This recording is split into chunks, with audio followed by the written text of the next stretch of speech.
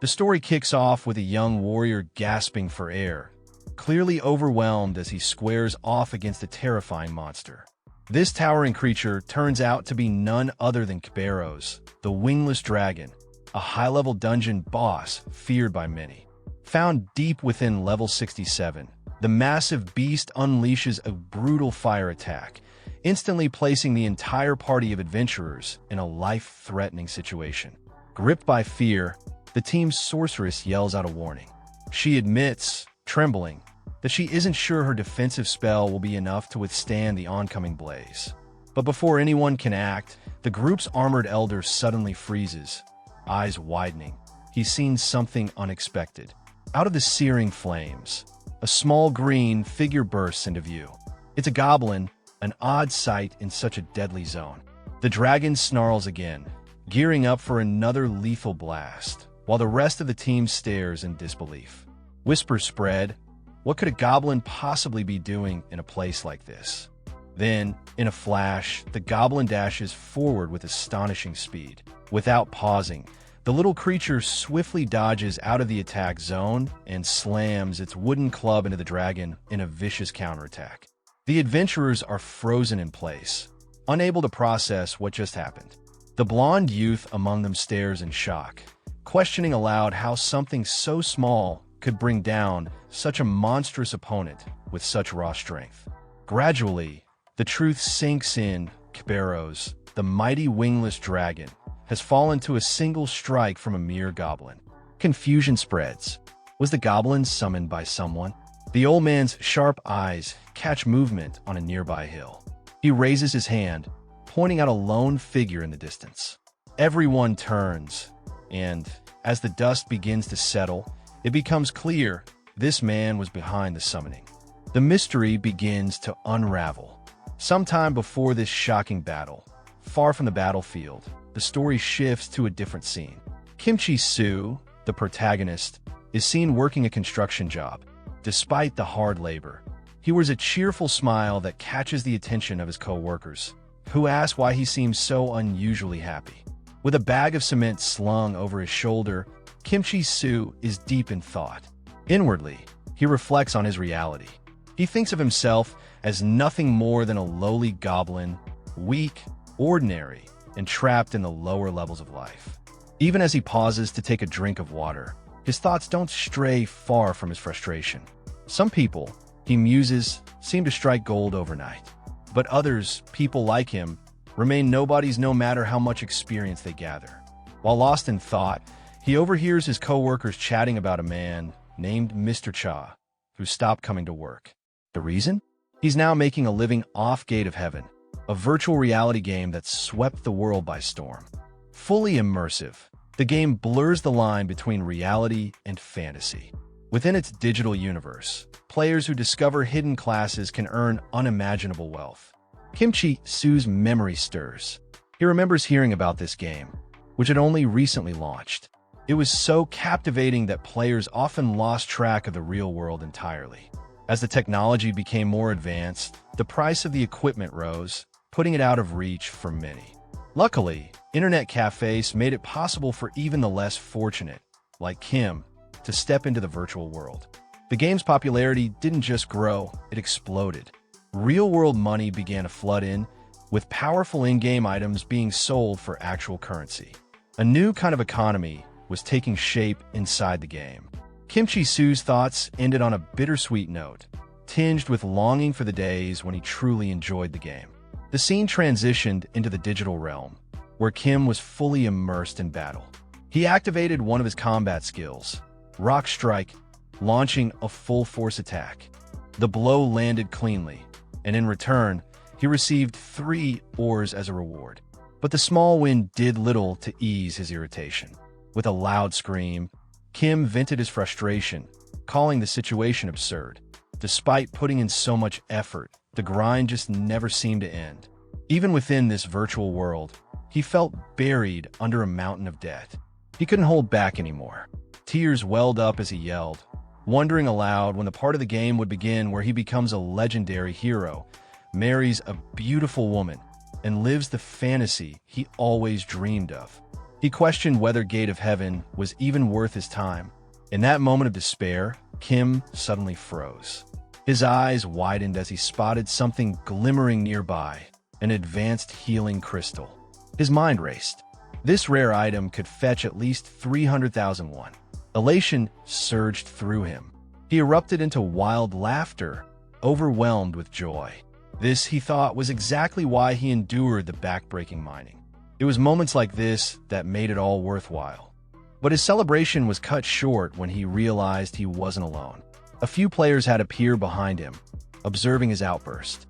One of the women in the group took note of his strange behavior. Embarrassment washed over him as he slowly turned around and saw them watching. Then his eyes landed on the woman's face, and he froze again, this time stunned by her breathtaking beauty. She approached and said casually that she had noticed him mining every day, so she figured his mining skill must be quite high. Trying not to seem flustered, Kim replied that he was all right at it. She then explained that her party was passing through the dungeon, but a huge boulder was blocking their way. Though her team members were powerful, none of them had the mining expertise needed to clear the path. She politely asked Kim Chil-soo if he could lend them a hand. Kim hesitated. He pointed out that his level was quite low, and going any deeper could put him in serious danger. Before he could finish the thought, one of the team members, short in stature and clearly a dwarf, spoke up confidently. He reassured Kim that his only task would be mining. The team would handle any monsters they encountered. Kim turned a bit surprised. He hadn't expected that from a dwarf. The dwarf noticed Kim's reaction and immediately called it out, accusing him of assuming that, just because he was a dwarf, he'd be the one doing the digging. He added that Kim probably thought dwarves weren't useful in battle. The dwarf's tone made it clear he felt offended by that stereotype. Kim took a breath and weighed the situation. Maybe this wasn't such a bad opportunity. He could gain some decent experience and possibly unearth a few more valuable ores. But deep down, he still felt nervous. The group was already pretty far into the dungeon, and he couldn't shake the sense of dread building in his gut. He remembered the dangerous entity that roamed this world, something terrifying enough to make players tremble, even in a game where resurrection was possible. Just the idea of encountering it made him feel uneasy. The beautiful woman stepped closer again, smiling sweetly. She made another request for his help, saying that he was exactly her type, a strong-armed man who knew how to mine. Kim's heart skipped a beat. Emotions rushed over him, and without thinking, he agreed. But the moment the words left his mouth, regret kicked in. He immediately questioned his decision, wondering why he had jumped in so carelessly. Soon after, they entered the cave. A monster appeared, its name, Gay Wolf. It was a level 7 beast, and Kim's reaction was immediate panic. Even though it wasn't as high level as he feared, the truth hit him. His current power was still nowhere near enough to deal with threats like this. The wolf charges at him with terrifying speed, and Kim instinctively screams in pure panic, crying out for his mother like a frightened child. But just before the beast can strike, a sudden burst of flames lights up the battlefield. A stunning woman appears, unleashing her fire spell, Salamander Flame, and effortlessly incinerating the monster. She walks over to check on Kim, her tone filled with concern as she asks if he's hurt. This powerful woman is Catherine Lee, a level 39 sorceress. Kim stares at her in awe, completely blown away by how she wiped out the enemy with a single attack. He quickly expresses his gratitude for saving him. Catherine gently warns him not to stray too far from her again. It's far too dangerous. For a brief moment, Kim dares to hope that this might be the beginning of the romantic adventure he's always dreamed of. Just then, another teammate joins the scene. A confident and muscular young man effortlessly dodges incoming monster attacks and scoffs at the situation, making it clear they're not there to fool around. With commanding energy, he activates a skill called Swing of the Giant Wheel, wiping out the rest of the monsters in one powerful move. He casually explains that they're on a mission to find a rare ore, one that can only be broken with high-level mining proficiency. That's the real reason Kim was brought along. But despite being invited specifically for this skill, Kim can't shake the feeling of being looked down on. The way they talk to him makes it obvious they see him as nothing more than a tool. Annoyed and insulted, Kim finally speaks up. He confronts the warrior directly, telling him he's not someone to be brushed aside. He insists that he has combat abilities too and refuses to be treated as a mere minor.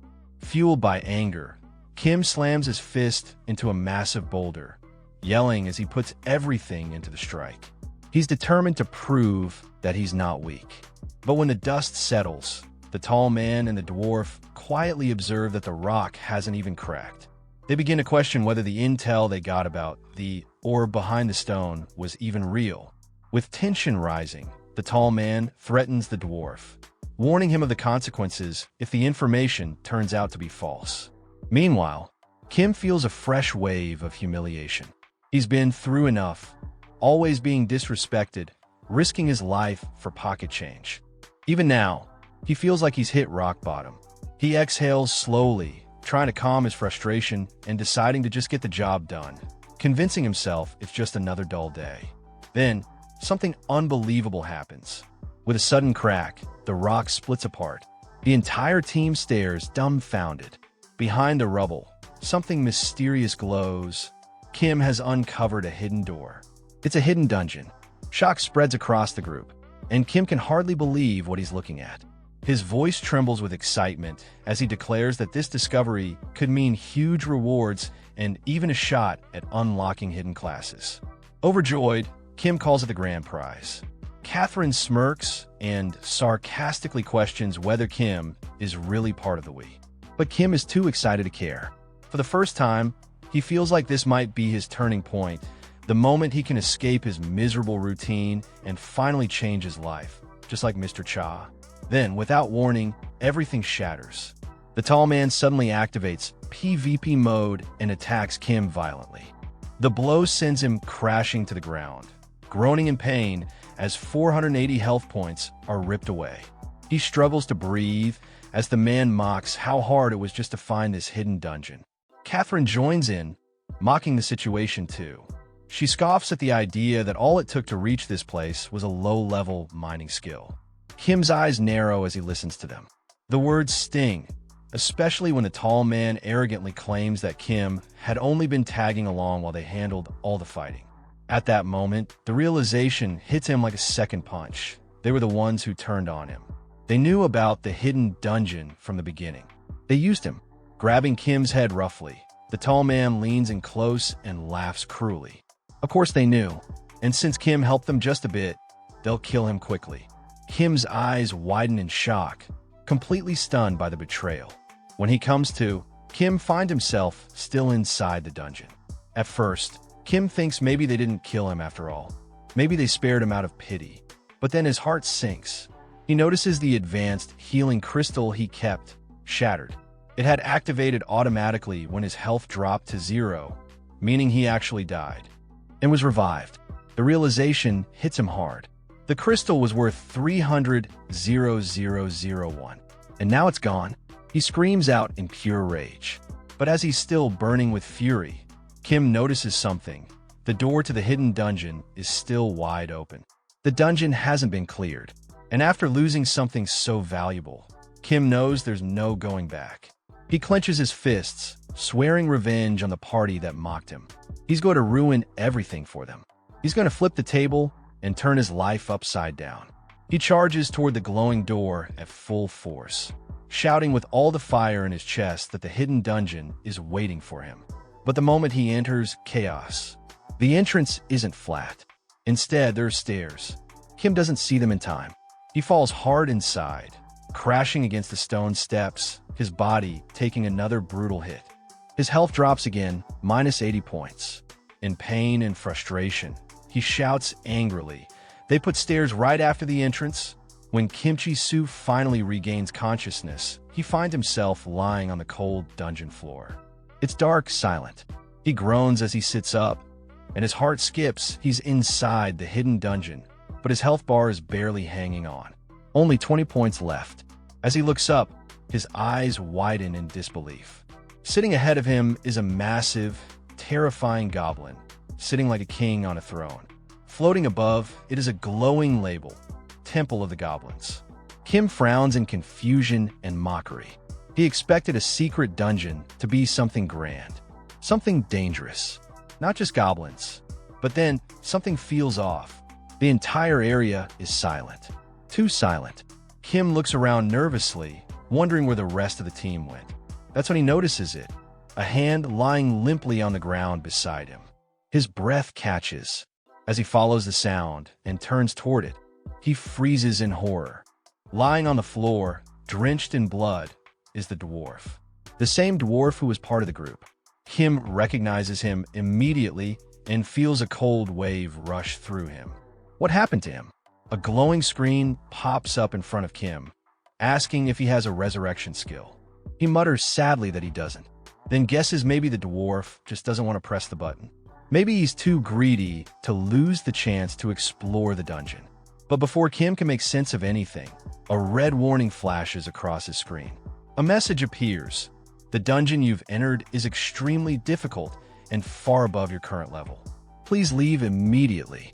And then a scream. Loud. Horrible. Kim spins around in panic. The voice, it belongs to one of the other party members. And then, out of nowhere, a massive hand appears. It grabs the tall man and crushes him violently. Kim stares in horror. This isn't some goblin. This is something else. And it's not just strong, it's on another level. The monster steps out of the shadows, its grotesque form towering over the others. Its name appears, Yerger, level 80. Kim's heart pounds in his chest. Level 80? He can't believe it. This was supposed to be a goblin temple. What is this thing doing here? He watches as Yerger grabs the tall man again and begins to devour him, violently, brutally. The sight turns Kim's stomach. The sounds, the gore, it's too much. He grips his chest and tries not to throw up. He forces himself to think. This can't be real, but it feels real.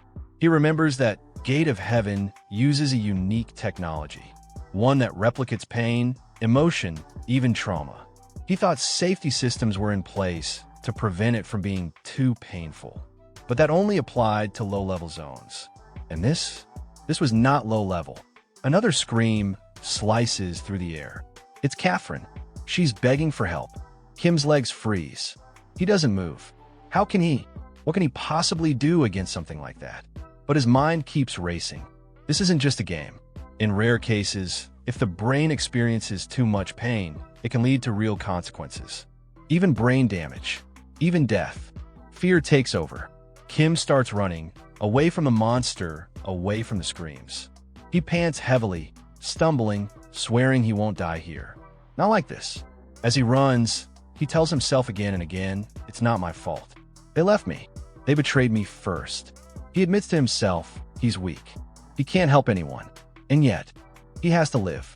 Just then, a strange message appears in front of him.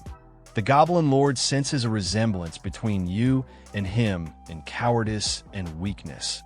Kim freezes. What does that mean? He turns and looks up at the Goblin Lord sitting calmly on his throne. Kim feels something deep crack inside. Is that really what he is? Weak? Cowardly? Kim Chi-Su clenches his fists, his teeth grinding in anger. He stares at the Goblin Lord and says with a trembling voice, full of sadness and fury, I don't want to be that way. His eyes shift toward Catherine's battered body on the ground. The monster tramples her. Blood splashes. Kim chokes back a sob. He remembers his real life, the crushing debt his unknown parents left behind, the jobs he couldn't get, the humiliation, the fact that no one respected him. Not in real life, not in the game. He wanted to fight monsters, be strong, live with dignity, but they shove him into mining. Kim bursts into tears. I haven't been able to achieve anything I wanted in life, and I didn't do anything wrong to deserve being labeled as weak. He wipes his face and storms forward, staring down the Goblin Lord with all the fire in his heart. You're just a goblin. Who are you to look down on me? His voice shakes as he yells. Even in real life, I was looked down on. Even in this game, they looked down on me. Now even a goblin pities me? Overwhelmed, Kim shouted that he truly was a nobody, and there was nothing wrong with that. Just then, a message popped up in front of him. He had become an honorary goblin, and goblins would now aid him at any time. Immediately after, another message followed. He had met the conditions to unlock a hidden class. It asked if he wanted to change his class to Goblin Summoner. Kim stared at the message in shock, trying to make sense of what a hidden class even meant. Despite the seemingly golden opportunity, Kim bitterly laughed and angrily rejected the offer, calling it ridiculous. But the system ignored his refusal. It coldly informed him that the class change to Goblin had already been completed. Kim's frustration boiled over, and just as he tried to process what was happening, the terrifying monster Jagger returned, roaring dreadfully as it approached him. Kim realized that escape was no longer possible. There was no point in running anymore. There was no coming back from this.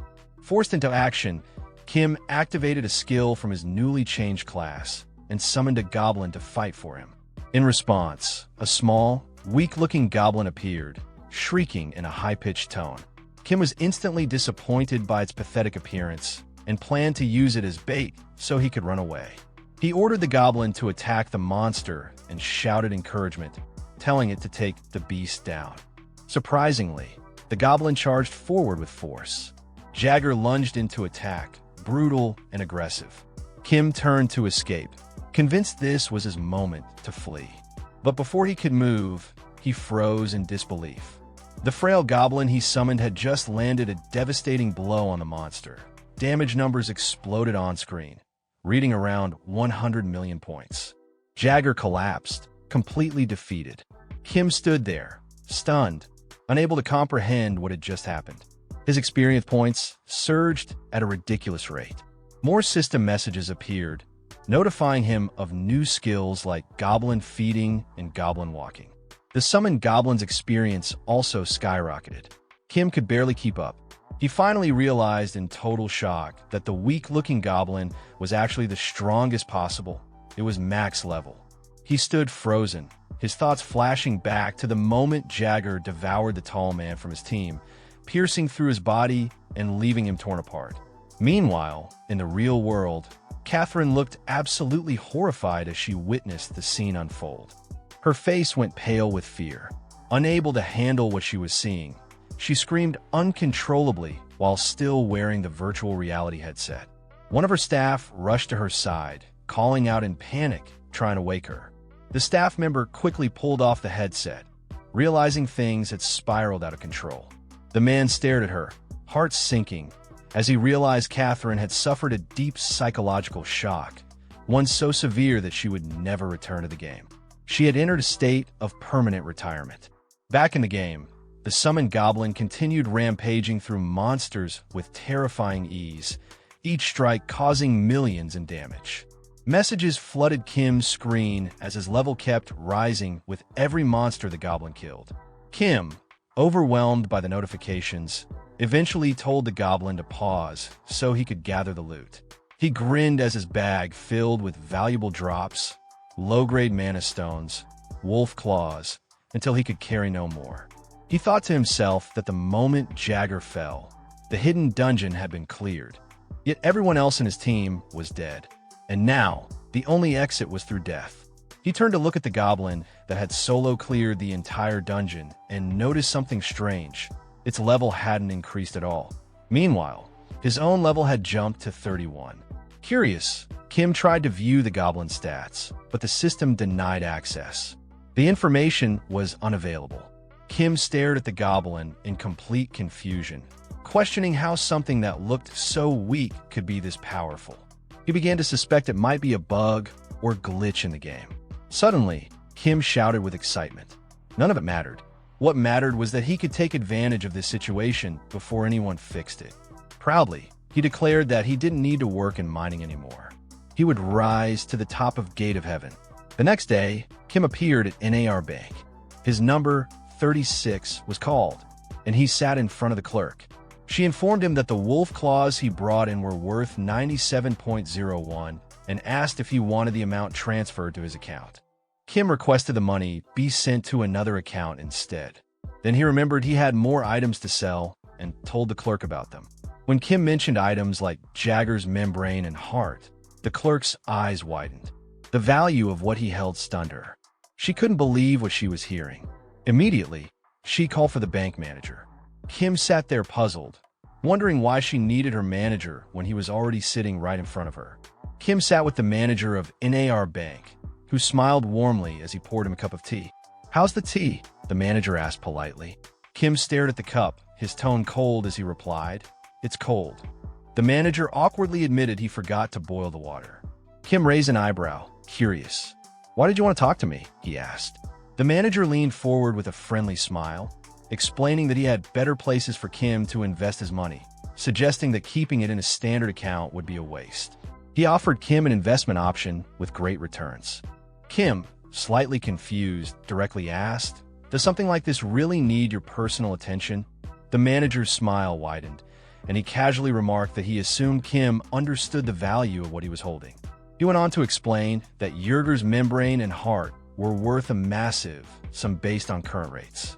Kim blinked in shock when a manager revealed their real value, $230 million. Kim stared blankly, his teacup frozen in his hand as he tried to process the news. Later, Kim was seen happily holding the goblin, excitedly telling it that thanks to it, he had managed to pay off 10% of his debts. He playfully joked with it like it was a little puppy, adding that he didn't find it ugly. But immediately, he took the words back, silently admitting to himself that he couldn't lie like that. As they walked through the city, Kim tried to keep the goblin out of sight, but to his surprise, he couldn't unsummon it. The goblin began screaming loudly, drawing attention from everyone around. People mocked the goblin's bizarre appearance, sarcastically asking who would summon something like that and why it was in a public space. Kim's embarrassment reached new heights when some bystanders mistakenly assumed that he was the goblin, simply because he was standing so close. A deep, burning rage surged within him. He tried to steer the goblin away from the crowd, but it suddenly approached a stranger and began provoking them, drawing even more unwanted attention.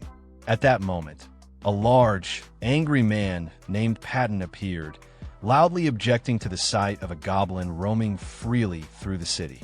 Whispers spread among the crowd, people calling Patton the Destroyer in a mocking tone, despite the fact that he wasn't widely known.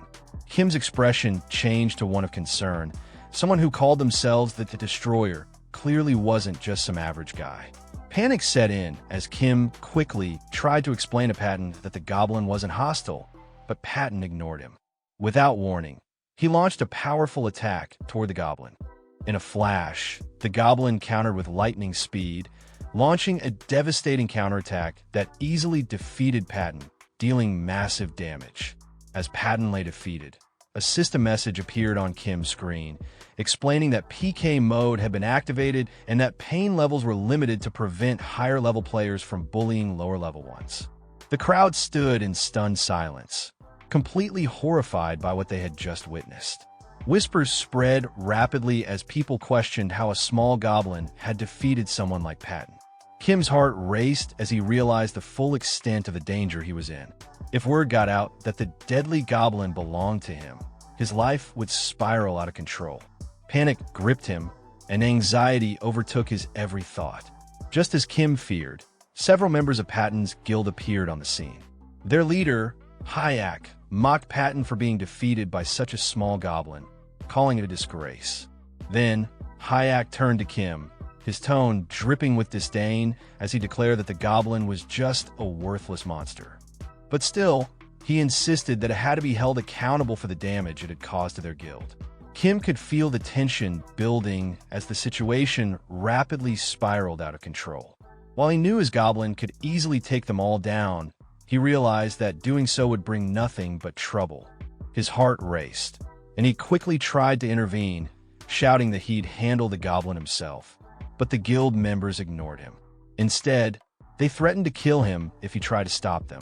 Out of options, Kim tried to reason with them, warning that ganging up on a tiny goblin wouldn't end well for them.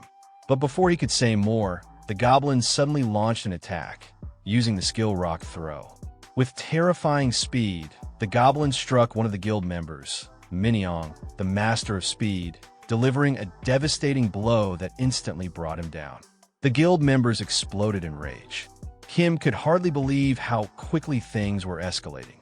Feeling the weight of the situation, he He turned and ran as fast as he could, narrowly escaping the chaos that had unfolded.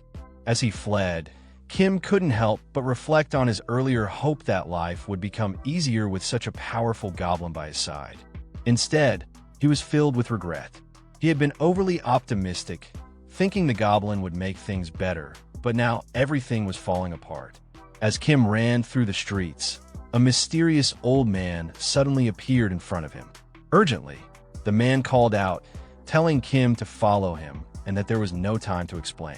Kim hesitated for only a moment, then decided to follow, desperate for some direction. But to his horror, Kim soon realized that the man had tricked him, leading him straight into an ambush.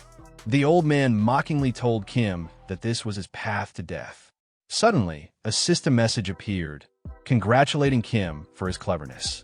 It claimed the Goblin Lord was impressed by his cunning in using the enemy's weakness and distraction to his advantage. Kim's blood boiled as he read the message. "Cunning," he shouted in fury. How could the system label him like this? He remembered the Goblin Lord's cruel words, calling him weak and pathetic. Now, the system was calling him cunning. Kim couldn't understand why he was being labeled this way when he hadn't done anything wrong. Bitterly, Kim ranted to himself. It wasn't him who had caused all this trouble, it was the others. They had invited him to their party, betrayed him, and attacked him for no reason. After a deep breath, Kim turned to his goblin, his eyes filled with fiery determination. "I'm tired of being seen as weak," he muttered. "Things are going to change now. I'll take revenge. I'll destroy the Inten Guild." The goblin seemed to perk up at his words, its excitement palpable. Kim could feel a surge of energy, knowing he had a plan in motion. Meanwhile, two guild members were leaping across rooftops, tracking Kim and his goblin. Ji-Hoon turned to her companion, Inuk the Shadow, and asked, "Is it really necessary for you to come with me on such a simple mission? I can handle it on my own." But Inuk warned her not to underestimate the goblin. Even though Patton had been the weakest member of the guild, the goblin had taken him down with a single blow. There was something strange about the goblin's power, and Inuk knew that they couldn't take it lightly. Just as they were speaking, a loud scream echoed from below. Inuk and Ji-Hoon stopped in their tracks, concern flooding their faces. They looked down to see their guild mate, Sungreal the Cunning, being hurled violently from above. Horror gripped Inuk as he realized what was happening. Then, the goblin appeared behind them, sending a chill down Inuk's spine. Before Inuk could react, he attacked the goblin, launching a fierce strike. But to his shock, the attack had no effect. The goblin didn't even flinch. Inuk realized then that this goblin was no illusion. It truly possessed terrifying power. Fear surged through him as he understood that he was in a critical situation, one that could very well cost him his life. Inhuk's desperation was palpable. With a swift, quick strike, he attempted to save himself, but the goblin effortlessly dodged the attack. Fear and disbelief coursed through Inhuk's veins. Never in his wildest dreams did he think he'd encounter a creature capable of avoiding his strike so easily. His confidence crumbled, and his mind raced with confusion. From behind him, Ji-Hoon's furious voice rang out, scolding Inhuk for standing there frozen. She couldn't believe he was letting a mere goblin have the upper hand. Inhuk tried to shake off the panic and calm himself, telling himself it was just a small goblin, but his worry grew. How could such a weak-looking monster deal millions in damage? There had to be some trickery involved. The thought of the goblin's overwhelming strength haunted him, and he knew he had to do something drastic. Then, Inhuk activated a special skill called Absolute Evil, greatly enhancing his power. His body surged with newfound strength, though his speed took a massive hit, dropping by 90%. He could feel the overwhelming force building inside him, ready to strike down the goblin. His irritation flared, and he muttered under his breath, expressing his frustration at the situation. Ji-Hoon, watching in disbelief, couldn't understand why Inhuk would use such a powerful skill on a simple goblin, especially one that drained half of his mana. Inhuk explained that it was likely an auto-triggered skill, a safety measure that had activated due to the dire circumstances. With the skill activated, Inhuk prepared for his final move, reverse fist stance. The stance greatly increased his attack power but reduced his critical hit chances. The situation had reached a critical point, and he knew he had to end it quickly. Frustrated, Ji-hun finally agreed, realizing that they needed to take down the goblin before anyone else saw them in this embarrassing position. She activated her special archer skill, Storm Arrows, which removed all movement-slowing effect from the area. With her frustration mounting, she grumbled about needing to use such a powerful skill just to take down a goblin. The Storm Arrows skill cleared the debuffs from Inhuk, allowing him to charge forward with full speed once again. His fury burned in his eyes as he lunged at the goblin, delivering a fast, powerful strike. But as his fist made contact, a cold wave of disbelief swept over him. The result? 0 damage. His attack had no effect whatsoever.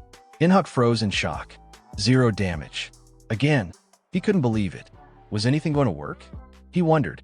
His mind scrambled to find a solution, but before he could think further, the goblin gave a sinister grin, clearly enjoying the chaos it had caused. The sight of that grin sent chills down Inhuk's spine. And then, without warning, the goblin struck. In a terrifying, unexpected move, it launched a devastating surprise attack, dealing massive damage in the millions.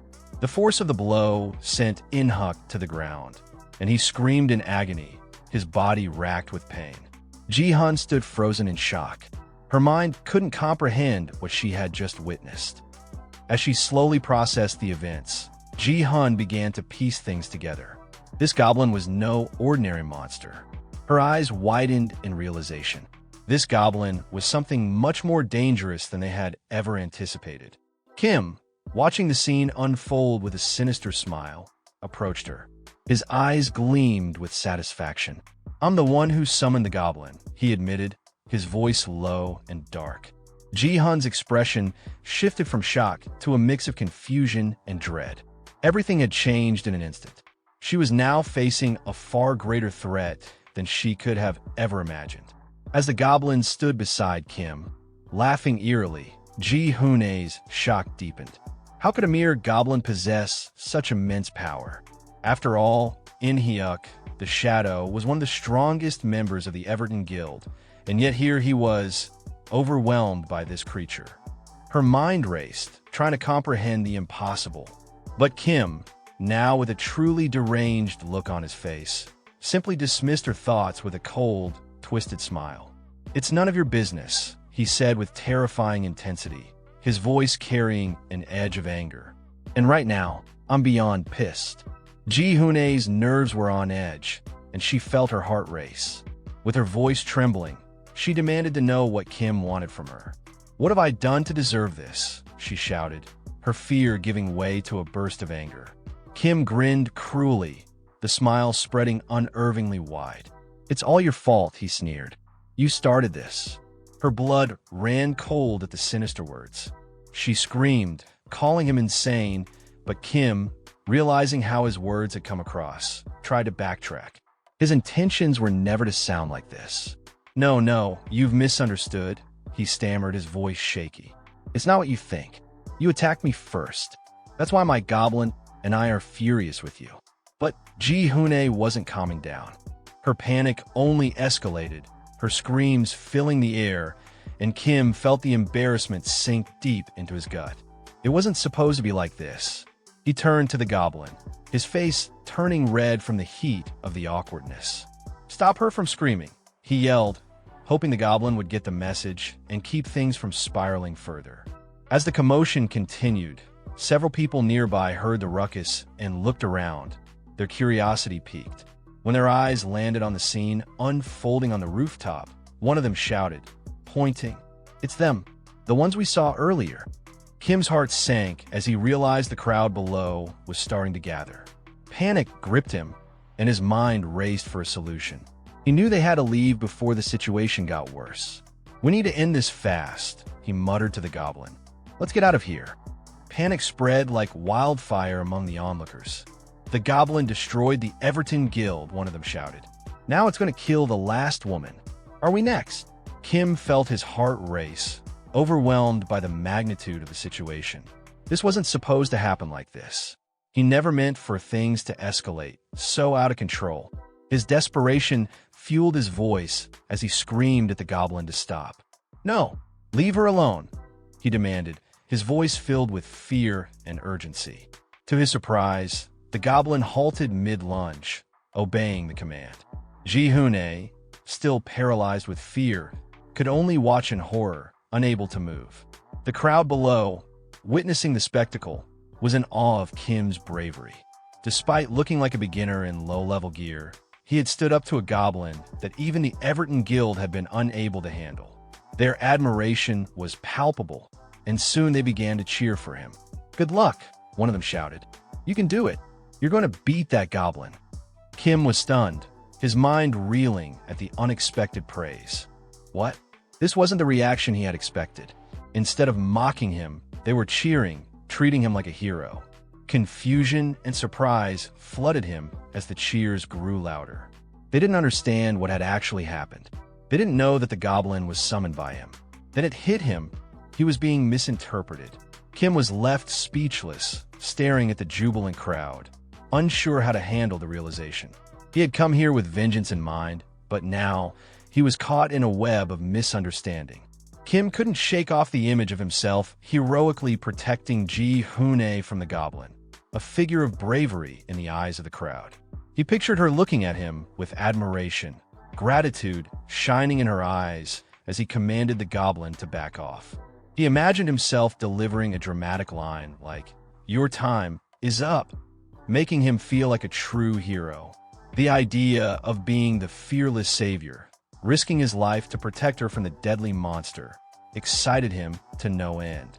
His twisted imagination took over, and he laughed eerily at the thought. But that excitement grew even more intense when he considered how people would view him now. A true hero who had saved the woman from the goblin. He laughed louder, imagining the applause, the cheers. He could almost hear it. But his thoughts turned quickly as he walked toward Ji-hoon with a terrifying expression. He needed her to understand who was in control. "Do you want to die in pain, like your comrades?" he sneered, stepping closer. "Swear to remain silent and never tell anyone about me or the goblin, and I'll spare you." Terrified, Ji-hoon quickly agreed, promising to keep silent. Kim's smile was calm, almost serene, as he confirmed her promise. She wouldn't tell anyone about his connection to the goblin. But in a sudden shift, Kim's demeanor changed, turning into something far more intense. He shouted dramatically at the goblin, accusing it of attacking innocent villagers and causing chaos. The crowd watched in stunned silence as Kim declared, with righteous fury, that he would put an end to the farce. With a flair for the theatrical, Kim activated his skill, Goblin Walk. A chain materialized around the goblin's neck, binding it under his control. Kim dragged the creature forward by the chain, yelling that he wouldn't forgive it. His strength was undeniable, but the goblin's confused expression suggested it didn't understand what was happening. With a powerful motion, Kim slammed the goblin to the ground, continuing to drag it with a growl of confidence. The crowd gasped, stunned by what they were witnessing. Some whispered, awed by the chains of light, a skill capable of restraining monsters. They were astonished that a player in a beginner village had access to such advanced abilities. The praise was immediate, murmurs of admiration spreading through the crowd. Kim's confusion grew as he received a system message informing him that the goblin's mood had improved due to Goblin Walk. Was his skill somehow making the goblin like him? He barely had time to process it before he continued playing the role of the hero. He urged the crowd to back up, warning them that the situation was still dangerous, though he could barely contain the goblin. Ji-hoon, watching from a distance, came to an eye-opening realization. "I get it now," she murmured. "The Everton Guild couldn't defeat the goblin because your level is above 50. The onlookers gasped in disbelief. They had assumed Everton's failure was due to weakness, but now they understood. It wasn't the guild's fault. It was Kim's overwhelming strength. Kim pretended to struggle with the goblin, but used his skill again to push it away. Then, with a dramatic flourish, he summoned a piece of goblin-specific food with the goblin feeding skill and threw it far away. "This is your end," he shouted, as the goblin darted after the food, moving with lightning speed. The crowd watched in awe as the goblin chased after the food, and Kim seized the moment. He ordered the city gates closed quickly, ensuring the goblin couldn't return. The gates slammed shut just as the goblin exited, and the crowd breathed a collective sigh of relief. "Is it really over?" they asked each other, unsure of the outcome. Kim, exhausted but pleased with his performance, quietly asked, "Are you all okay?" The crowd erupted into cheers, clapping and shouting their thanks. Kim's heart swelled as he realized they truly believed he had saved them, driving away the goblin and protecting them from disaster. As the crowd continued their celebration, Kim couldn't help but smile, relieved. He had almost become known as the lunatic who destroyed an entire guild, but now he was a hero. Ji-hoon approached Kim, her face somber. She told him that all her guild mates had respawned at the Resurrection Temple in Pascal, and she was the only one who knew the full truth about his connection to the goblin. Kim immediately recognized her as the same woman from earlier, and she assured him that she would keep her promise. She wouldn't tell anyone about what had happened. Seeing an opportunity, Kim asked, "Is Pascal really a sacred zone where players have infinite HP and are protected from monsters and other players?" A frightening expression flashed across Kim's face as he suddenly threatened Ji-hoon. If she broke her promise, he warned, he would find a way to kill her repeatedly at the Resurrection Temple, inflicting endless damage. Ji-hoon, terrified, vehemently denied any intention of breaking her word. Her fear was palpable, her scream echoing through the city as the weight of Kim's threat crushed her spirit. Kim, finally feeling a sense of ease, lay down on, reflecting on how all this chaos had spiraled out of control. It never was meant to be like this, he thought to himself. Lying in bed, exhausted but content, Kim basked in the comfort of his new, beautiful room. He couldn't help but feel proud of himself, thinking how great it was that he had been rewarded for his actions. But then, his expression grew serious, and regret washed over him as he remembered someone. Catherine. He had failed to save her, and that thought still haunted him. Suddenly, something important crossed his mind. He had completely forgotten the goblin point he'd received from the Goblin Lord. A panel appeared in front of him, displaying his name and current class. Kim Su, Goblin Summoner. He had 1 goblin point. Kim scoffed. "Will the goblins start calling me their brother if I keep earning these points?" He mused, knowing he had gotten them through trickery rather than genuine strength. Curious, Kim decided to open the Goblin skill shop. But when he tried to access the advanced skills, he found them locked. His eyes scanned the screen, and with a sigh, he selected the only available skill, Goblin Gathering. What did it do? Before he could think further, a terrifying force slammed into his room. The goblin he had summoned earlier burst in, causing chaos as it tore through the space. Kim screamed in panic, realizing that Goblin Gathering was a summoning skill, not a regular one. The goblin's sudden appearance made him anxious, and he feared someone would discover the creature in his room. Frantically, he tried to calm the goblin down, panicking about what to do. Suddenly, there was a knock at the door. The innkeeper called out, "Are you all right?" Kim, caught off guard, responded awkwardly, "I'm fine. Just leave if you don't want to die." He quickly corrected himself. "Actually, just go away." As the panic intensified, Kim knew that keeping the goblin's presence a secret was his only option. Kim tried to calm the goblin, quickly offering an apology for what had happened earlier. He gently asked it to calm down and drop whatever it was holding. Later that night, Kim sat quietly beside the goblin, venting his frustrations over the day's events. He spoke in a soft tone, expressing how unfair everything felt, that he had been mocked and attacked even though he hadn't done anything wrong. Looking at the goblin with a heavy heart, he said that they were the same. In response, the goblin let out a quiet sound, as if agreeing. Kim continued talking while lying on the bed next to it, muttering that this world was full of bad people. Elsewhere in the city, the doors of a tavern swung open, and a staff member greeted incoming guests. Inside, a few members of the Everton Guild were seated around a table. One of them suddenly pointed toward the entrance and remarked sharply that the person who just entered was the jerk from yesterday. Kim, clearly flustered, shyly admitted it was him. He added that he was the one who saved a member of the Everton Guild, though he felt uneasy being in such a crowded place without his goblin.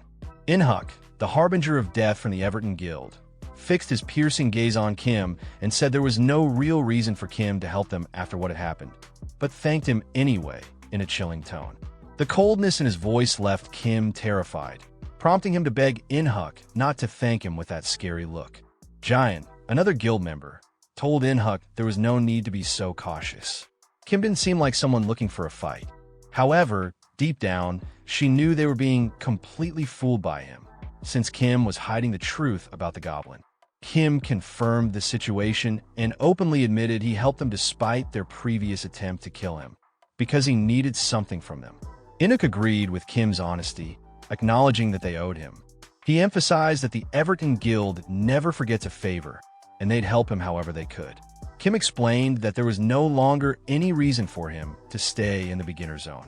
Now that he was past level 30, he wanted to move on to a new region. He asked if they knew how to get there. Inhuk asked if he was referring to a place called Fjornail and mentioned that he might know someone who could help him reach it. Just then, an old man interrupted from across the room, claiming that he knew exactly how to get to Fjornail. He approached Kim quickly and offered a sincere apology for a previous encounter between them. Speaking in a calm tone, the old man explained that after witnessing what Kim had accomplished with just one goblin, it was clear Kim was incredibly strong. Peyton the Destroyer, level 28, chimed in, saying that Kim might even be stronger than they were, which annoyed him a bit. Kim began thinking to himself, clearly denying it in his mind. He knew he wasn't stronger than them. He added silently that if Inhuk had actually followed through and attacked him the day before, he would have died from a single hit. The beginner zone, known as Leaf, consisted of 5 standard dungeons: the grassy area where slimes appeared, the mine dungeon, the dark forest, and others. These were considered open field dungeons, meaning players could enter them anytime. The old man explained that if Kim wanted to leave the Leaf zone, he would need to clear a raid boss dungeon. This made Kim curiously ask what a raid boss dungeon actually was. The old man clarified that raid dungeons were different from open field ones. They had gates that opened and closed at set times, with limited entry attempts and time constraints. Inhuk added that the raid boss dungeon was the final challenge of every area, and players needed to reach a high enough level before attempting it. He went on to explain that the raid boss dungeon in Leaf only opened once a month, and the reason everyone was gathered now was to prepare for that event. At that moment, Kim realized their presence here wasn't a coincidence. Something big was going on. Inhuk confirmed it, explaining that the dungeon had opened the day before, but everything was ruined because of a certain goblin that suddenly appeared and destroyed everything. Kim was stunned by this revelation. The realization hit him hard. He was now stuck in a Leaf zone until the raid boss dungeon opened again 1 month later. Furious, he remembered earning over $200,000 from defeating a level 80 monster and thought bitterly about how the goblin he could probably clear even more difficult dungeons. And yet, he was now going to be stuck doing nothing for a whole month. In a fit of rage, Kim grabbed Inhuk by the collar and shouted, demanding to know if there was another way out. He wasn't about to waste his precious time.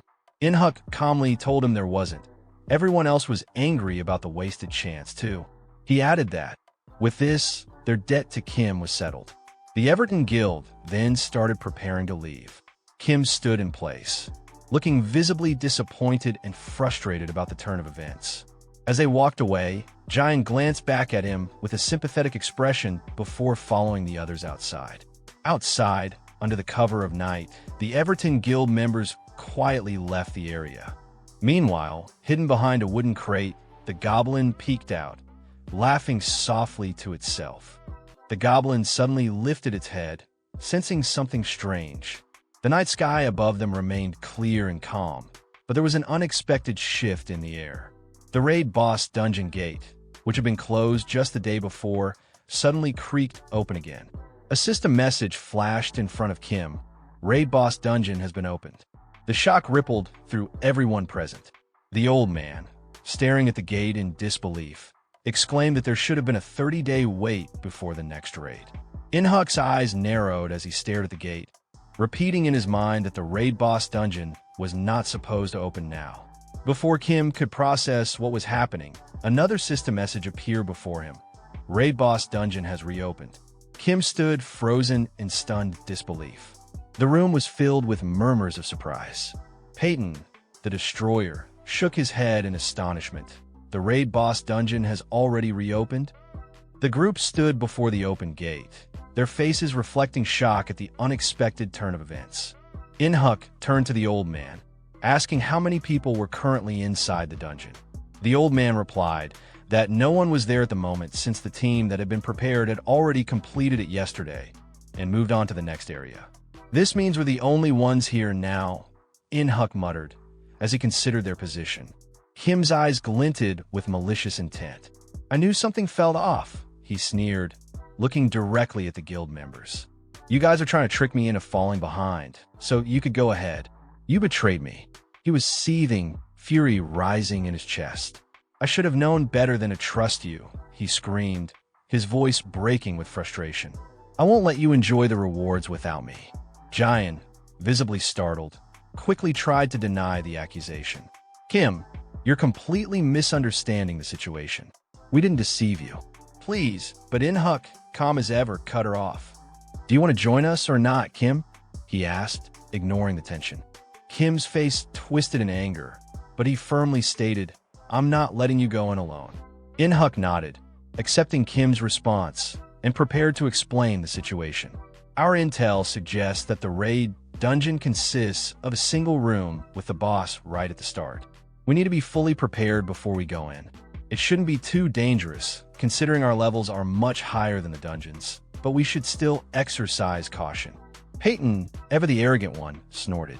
We don't need caution. The guild leader isn't even here, and we still have all of Everton's top members. We'll finish this in 10 seconds.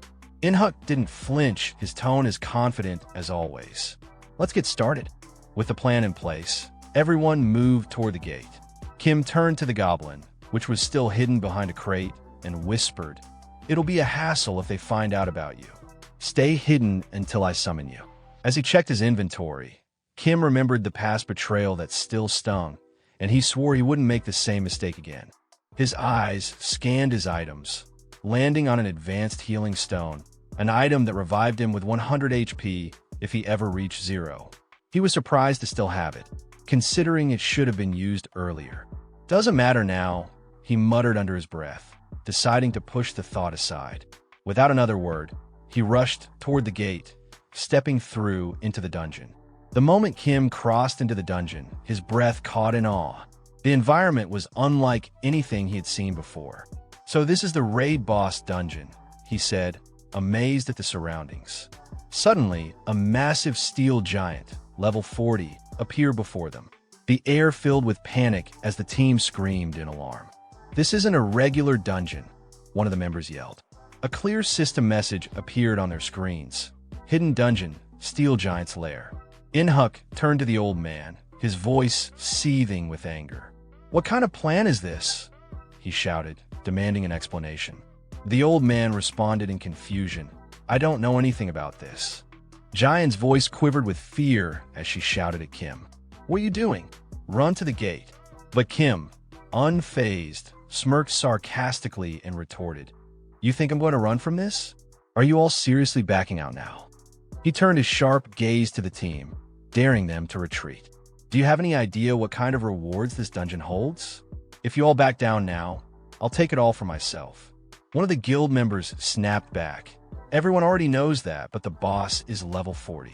A single hit from it could be disastrous, not just a regular kill. It could have serious consequences. Kim grinned, unshaken. The level difference is only 10, he said confidently. At worst, we'll get some serious injuries. But no one's getting permanently wiped out. You think rewards like these come easily?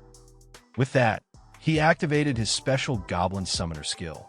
Goblin, come save me, he shouted, his voice filled with authority. But the goblin, still hidden outside the dungeon, was confused, unable to understand the summoning. Meanwhile, the steel giant roared and charged toward Kim with terrifying speed. Kim screamed in frustration, yelling for the goblin to come out immediately. But the summon wasn't successful in time. The steel giant's massive fist collided with Kim, and in an instant, the force of the blow crushed him, killing him instantly. A system message popped up, announcing Kim's death. His lifeless body lay sprawled on the ground. Peyton looked down at him with mockery, disbelief in his voice as he said, "I can't believe this is the same guy who fought the goblin yesterday. Only to go down like this." Inhuk, his face cold and indifferent, dismissed Kim's death with a shrug. "We don't care what happens to him." But his expression shifted when he noticed something unsettling. The gate had suddenly closed behind them. His shock was evident.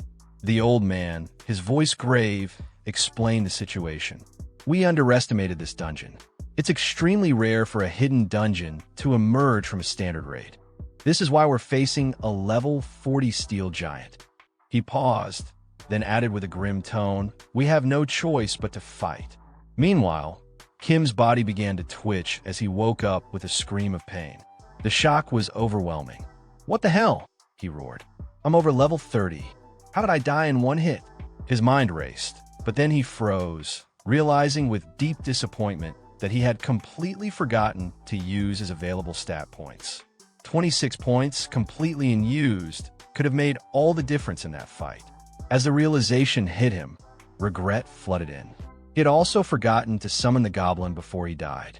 The treasure. It was so close. Kim muttered bitterly, his anger rising. He blamed the goblin for not responding quickly enough, cursing the delay. Just then, the Everton team leader, full of energy, shouted, "Let's attack. Begin the hunt." Kim's jaw dropped in disbelief. He couldn't process what he was hearing. This wasn't how it was supposed to go. Without missing a beat, Ji-Hoon launched her special skill, Wind Arrow. The skill doubled the movement speed of all the team members, setting the stage for their attack. Inhuk, the Shadow, and Minyong, the Speed Master, dashed forward at breakneck speed, preparing to strike the steel giant. The old man quickly gave orders, directing Inhuk and Minyong to lead the charge. "Go first, attack the monster, and try to figure out its weak point." Ji-Hoon's speed boost should make it difficult for the monster to counter. Inhuk and Minyong struck with precision, launching their attacks from different angles. The steel giant roared, resisting their blows with surprising strength. The two of them didn't falter, though. They quickly synchronized their movements, executing a joint skill known as Sequential Slash, which consisted of 16 consecutive hits. The old man watched closely, his eyes calculating. "Every monster has a weak point," he said. "If we hit hard enough, we should find it." After the attack, Inhuk turned to Minyong, his expression serious. "Did you find his weak point?" Minyong shook his head, confusion written across his face. "No." The total damage dealt was 0. Inhuk frowned, considering the possibilities. "There are 2 reasons this could have happened," he muttered. "Either its defense is off the charts, or there's something else we're missing." They glanced at the steel giant, which let out a furious roar, confirming that something wasn't right. Before they could process further, Inhuk, his black cloak swirling, leaped forward with a powerful strike using Peerless Blade. The impact shook the ground, but even after this strong attack, the leader was forced to admit, "Our weaker hits are useless." He clenched his fists in frustration. "It has a passive ability called Hatred of the Weak," he explained. "Any attack that deals less than 5% of the monster's total HP is nullified." Peyton, his voice growing louder, shouted at Inhuk, "You're the only one who can deal damage to this level 40 monster. Go all out." But the old man shook his head firmly, replying, "Inhuk isn't the one with the strongest attack here. There's someone else who could do far better, depending on the situation." At that moment, Ji-Hoon stepped forward, her expression resolute. She prepared her powerful skill, Final Death Arrow. As she readied herself, she thought to herself, "If the guild knew I had this skill, they want me to be the guild leader." Peyton, overhearing this, was taken aback. "What? "What is that?" he asked, his tone a mix of awe and disbelief. "I don't even know what it does, but I'll buy you enough time to use it, no matter what it costs." He then activated his skill, War Cry, roaring with intensity to draw the monster's attention toward himself. It worked. The monster roared back in rage and focused its attack entirely on Peyton. Meanwhile, Kim, still lying on the ground, watched the events unfold with tension and frustration, calling Peyton an idiot for drawing the monster's attention instead of running. The monster attacked with brutal force and dealt massive damage, but Peyton managed to withstand it without dying. Peyton mocked the monster after the blow, saying he expected it to be stronger, claiming the damage was minor. But the old man shouted at Peyton, warning him not to be careless, stressing that their success depended on not making any mistakes. At that point, the old man used the skill pain sharing, which splits incoming damage between him and Peyton. He explained that the one with higher HP would take more of the damage. Kim observed the situation carefully, noticing that their levels were relatively low and that none of them had hidden classes, which only increased his confusion about their true strength. At the same time, the leader of the assassination team declared that their plan relied on the two warriors distracting the monster, while the assassination team would reduce the monster's defense using their passive skills. He explained they had a passive skill called Weak Point Reduction, which decreased the enemy's defense by 2% with a 1% chance per attack, and it could stack up to 5 times. Kim was amazed by their impressive coordination and power. As he watched the battle between them and the monster, he began to wonder to himself if this was the true strength of a powerful, well-organized guild. Kim felt frustrated because he was dead and wouldn't gain any experience or rewards if the monster was defeated by someone else. He feared he might lose everything. At that moment, the monster suddenly focused its attention on Patton again, who was startled and felt uneasy by the monster's terrifying approach. Peyton shouted angrily at the monster, asking why it was looking elsewhere and reminding it that he was the enemy it should be attacking. But the monster slammed the ground with tremendous force, causing a powerful tremor that showed just how strong it truly was. At that moment, Kim stood up, having decided to use the advanced healing stone to revive himself.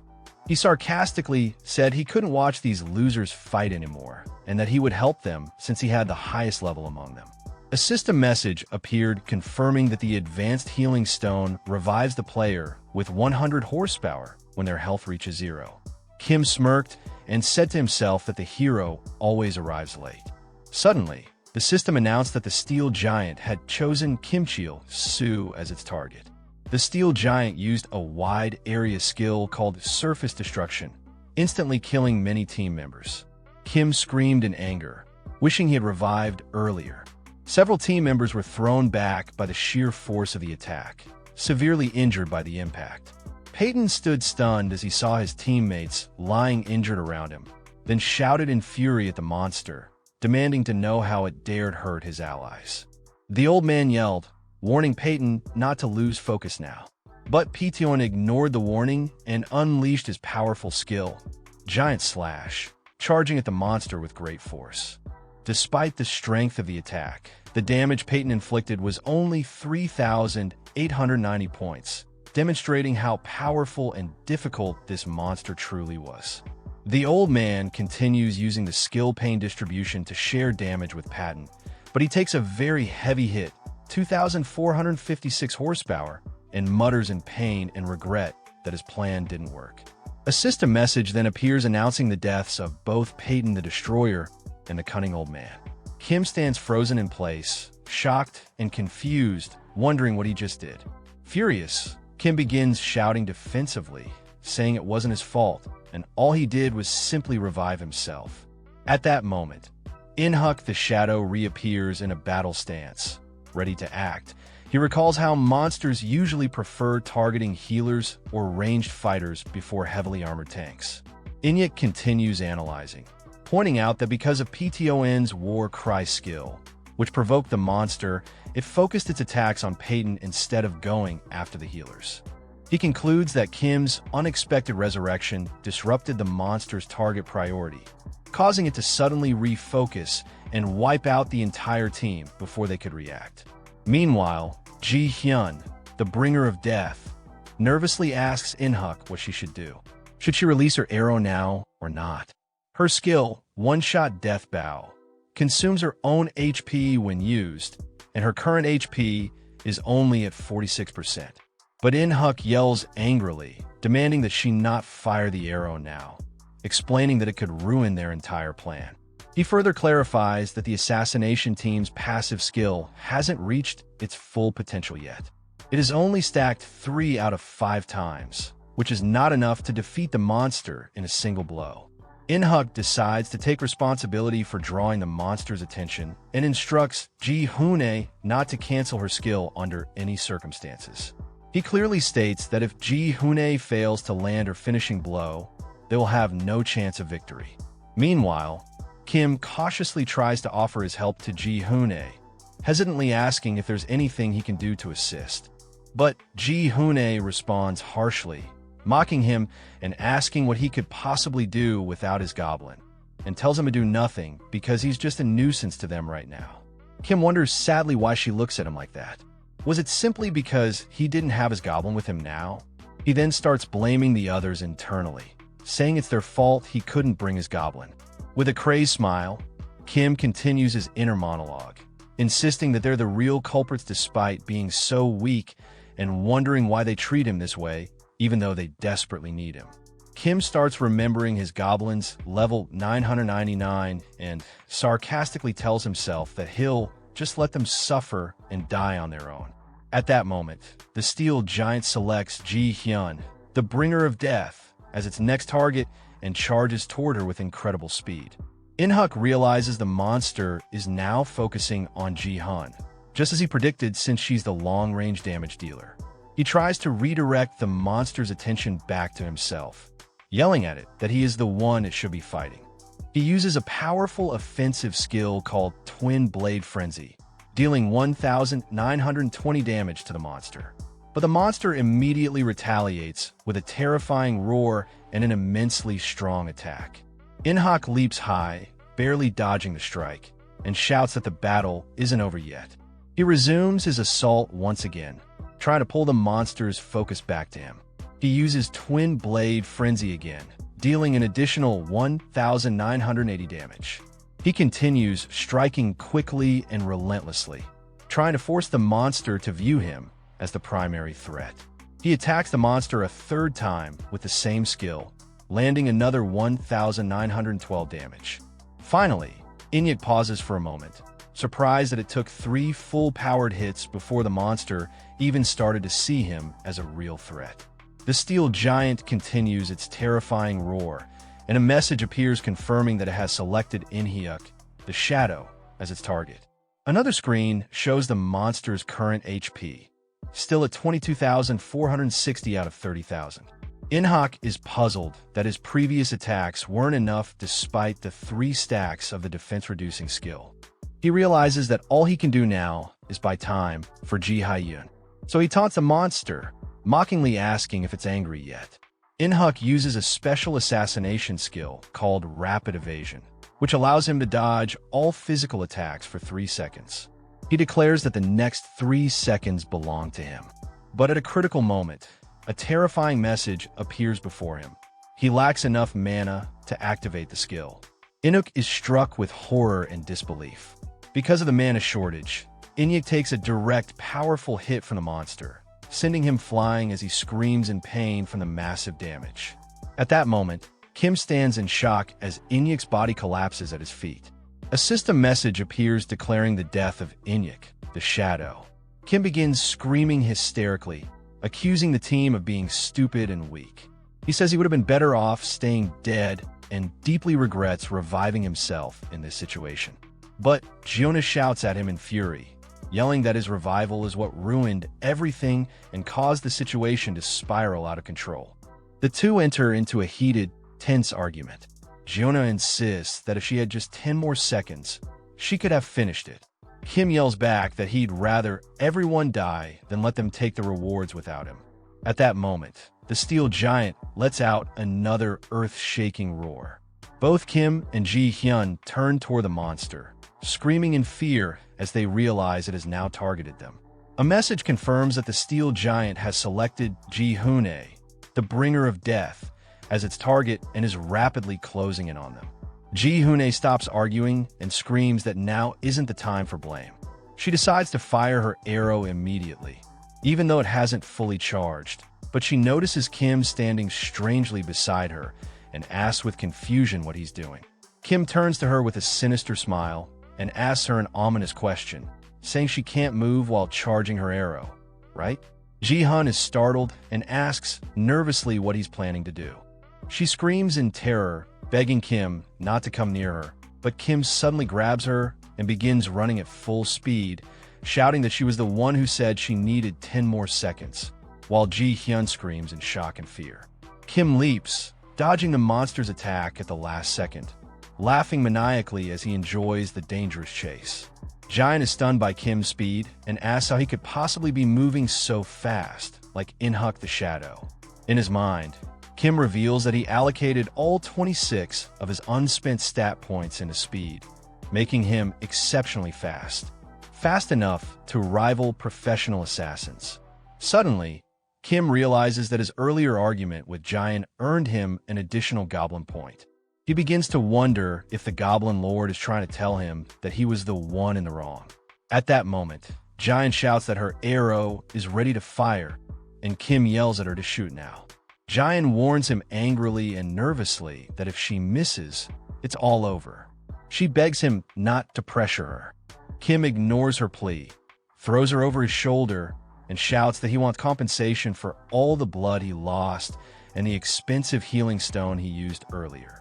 The monster begins spinning around violently, preparing for a devastating area attack. It then unleashes the attack with tremendous force, causing massive destruction across the area. At the critical moment, Ji Hyun finally releases her special skill, One-Shot Death Bow, aiming it directly at the monster. Kim charges forward, carrying Ji Hyun at full speed toward the monster, shouting at the top of his lungs for her to end it. Now, as she prepares to release her decisive arrow, the steel giant lets out a massive roar and uses an incredibly powerful skill called World Destruction Skill. The giant slams the ground with tremendous force, causing debris to scatter everywhere around them. Kim Soo is in utter shock, thinking to himself that the monster had been hiding such a dangerous skill all along. Kim quickly realizes that this attack affects the entire area and remembers that Jian only has 18 HP left while he has 100 HP because he recently revived, meaning both of them would die instantly if hit directly. Ji-hun tries to aim at the monster but struggles due to the overwhelming amount of flying debris. She anxiously says she can't land a clean shot in these conditions, and Kim replies that he's beginning to see something strange in his mind. At first, Ji Hyun thinks what he's seeing might be a solution to their current predicament. So she asks about his vision, but is quickly shocked when he tells her it's just memories of playing with his friends in the past. Jian sarcastically comments that what he's seeing must be his life flashing before his eyes. Suddenly, something unexpected happens. A strange rift opens in the air, and a sharp, clawed hand reaches out. It's quickly revealed that the hand belongs to Kim's Goblin, who enters the area in a terrifying way, laughing maniacally. Kim begins screaming angrily at the Goblin, yelling that it took far too long to arrive, and saying it felt like a whole week since he used the summoning skill. Jian is utterly shocked by what she's witnessing and thinks to herself that she can't believe what she just saw. She wonders in disbelief if the Goblin actually tore through the fabric of the dungeon itself to enter, thinking such a thing should be completely impossible. Suddenly, Kim excitedly announces that he's using a secret skill called Goblin Shield, a defensive ability. The steel giant roars in fury and looks like it's preparing to launch its final attack. But Kim smirks confidently and mocks the monster, saying, "Those are pretty bold last words for a hidden dungeon boss." Kim and Ji Hyun stand behind the Goblin and declare together that the climax of the battle has finally arrived.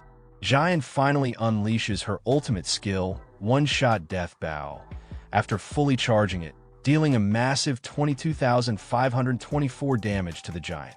The powerful strike pierces through the steel giant's body, freezing it in place as cracks begin to spread across it.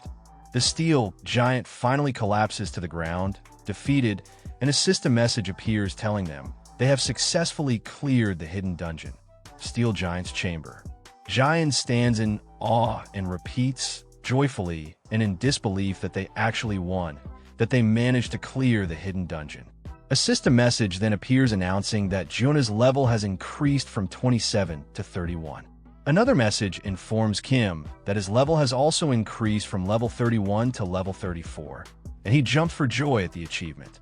With overwhelming excitement, Kim begins screaming hysterically, demanding to see what reward he earned from clearing the dungeon. A system message appears announcing that all characters who fell during the raid have been revived upon its completion, and the team leader in the black cloak begins asking if everyone is all right. One team member replies that he feels a bit of blood in his mouth, but confirms he's okay. He expresses relief that they defeated the monster and says that if its level had been just a bit higher, they would have been in serious danger. Suddenly, someone says with concern that Zyongle isn't breathing, but another member sarcastically replies that if they smack him hard enough, he'll wake up. The Black Cloak leader looks sternly at Kim and Ji Hoon-ae and asks if they can explain exactly what just happened. But Kim at this moment is acting very strange, hugging all the loot that dropped from the monster and screaming hysterically, begging everyone not to come near him. Ji Hoon-ae looks at the leader and hesitantly says that she doesn't know how to explain what's going on with Kim right now. But the system message that appears before him shocks him. It states that he hasn't fulfilled the conditions to unlock a hidden class yet. Ji-hun is also disappointed when a similar message informs her that she too hasn't met the requirements for a hidden class. She wonders in confusion if clearing a hidden dungeon isn't enough to obtain a hidden class. At the same time, Kim reflects deeply and concludes that just like he received the Goblin class due to the Goblin Lord's favor, there must be other conditions that need to be met inside the hidden dungeon itself to qualify for a hidden class. Kim also realizes that it would have made more sense to obtain the hidden class before defeating the dungeon boss, but he stops thinking about it and decides there's no point in overthinking it now. He starts screaming again, shouting that he has to collect the monster's loot before it's too late. Ji-hun quickly yells at him to stop, saying that even though they were the ones who landed the final blow, everyone contributed to the battle and the loot should be shared after consulting the group. But Kim keeps screaming wildly and refuses to listen, hugging the rewards even tighter. The leader and another member stand beside Ji Hoon-ae, watching Kim with surprise and mockery, wondering aloud if he's turning into Gollum because of his obsession with the loot. Kim shouts back defensively that the loot is precious to him. The leader calmly tells Kim that despite helping them twice, they've achieved their primary goal and don't intend to be greedy about the extra loot. This surprises Kim, who wasn't expecting such nobility. Suddenly, the old man approaches Kim and smacks him hard on the head, then sternly says he told Inyuk, the shadow, from the start that they shouldn't have caused all this trouble. Kim becomes furious and starts yelling angrily at the old man and the team members, accusing them of betraying him not once but twice. But the team leader replies calmly yet firmly, saying that removing Kim right now wouldn't be difficult, and if they wanted to use force, they already would have. Then the leader points to Kim and tells him that he can keep all the loot. But he points specifically to the bow Kim picked up and informs him that it's a unique item, the Iron Giant's bow, and asks if Kim realizes how valuable it is. Kim is thrown into panic and nervously yells, asking what that means, especially since he's not an archer and doesn't know how to use it. Kim internally realizes that this is a unique item that can't be sold or used unless the player belongs to a specific class, archer. But Kim shouts stubbornly, declaring that he still wants to keep it, arguing that everyone else has unique items except for him. One member snaps angrily, telling Kim to stop being greedy and hand the bow over to Ji-hyun, the bringer of death. But Kim gives a cunning smile and agrees to give up the bow, only if he gets something in return. The leader is stunned and says in disbelief that this item cannot be traded or sold, which makes it incredibly valuable. But Kim laughs maniacally and mockingly tells them that in the end, they'll have to buy the item from him, or they'll never get it. Kim laughs loudly and maniacally with his goblin, while one of the guild members watches in disgust, thinking to himself that Kim really does resemble that goblin they encountered earlier. At the same time, Kim's goblin is seen hiding cautiously behind some rocks, looking nervous due to Kim's current cooperation with the Everton team, and lets out a small, anxious sound. Ji Hyun, the bringer of death, holds the new unique bow that Kim gave her and comments that it's very heavy. Kim sarcastically thanks the Everton team for the exchange, and the team leader in the black cloak replies that he's been thinking about this for a while, that Kim has a special talent for making people hate him. The black cloak leader asks Kim where he plans to go after this, and Kim quickly and confidently answers, "Isn't it obvious?" Kim follows up with a wicked smile, saying that he's going somewhere they aren't. The leader comments that Kim is a truly twisted man. The team leader, agreeing with Kim's plan, calls it a good idea and asks if everyone is ready to leave. As they head out, Jian casts a glance at Kim, a look filled with curiosity and interest. Kim and his goblin stand confidently, preparing to leave as well. A system message confirms that the hidden raid dungeon has been successfully completed. Kim reflects on the situation. While losing the unique bow was unfortunate, the thief's glove he received as a consumable item is incredibly useful. It grants him the ability to steal one item from a character lower level than him. But Kim realizes the true prize is the high-purity steel he obtained. Aware that he was once a mining-focused player, he laughs joyfully and thinks to himself that, while everyone was obsessed with the unique weapon, none of them noticed the true value of the rare metal. The following day, Kim arrives in Fjornale, a city located in the Phoenix Market area.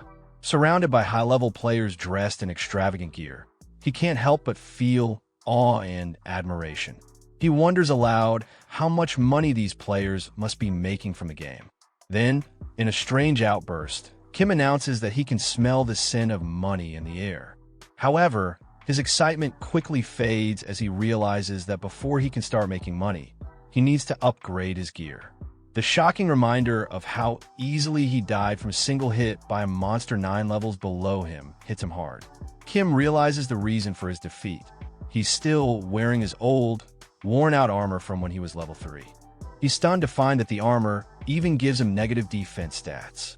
Suddenly, the goblin screams loudly to grab Kim's attention.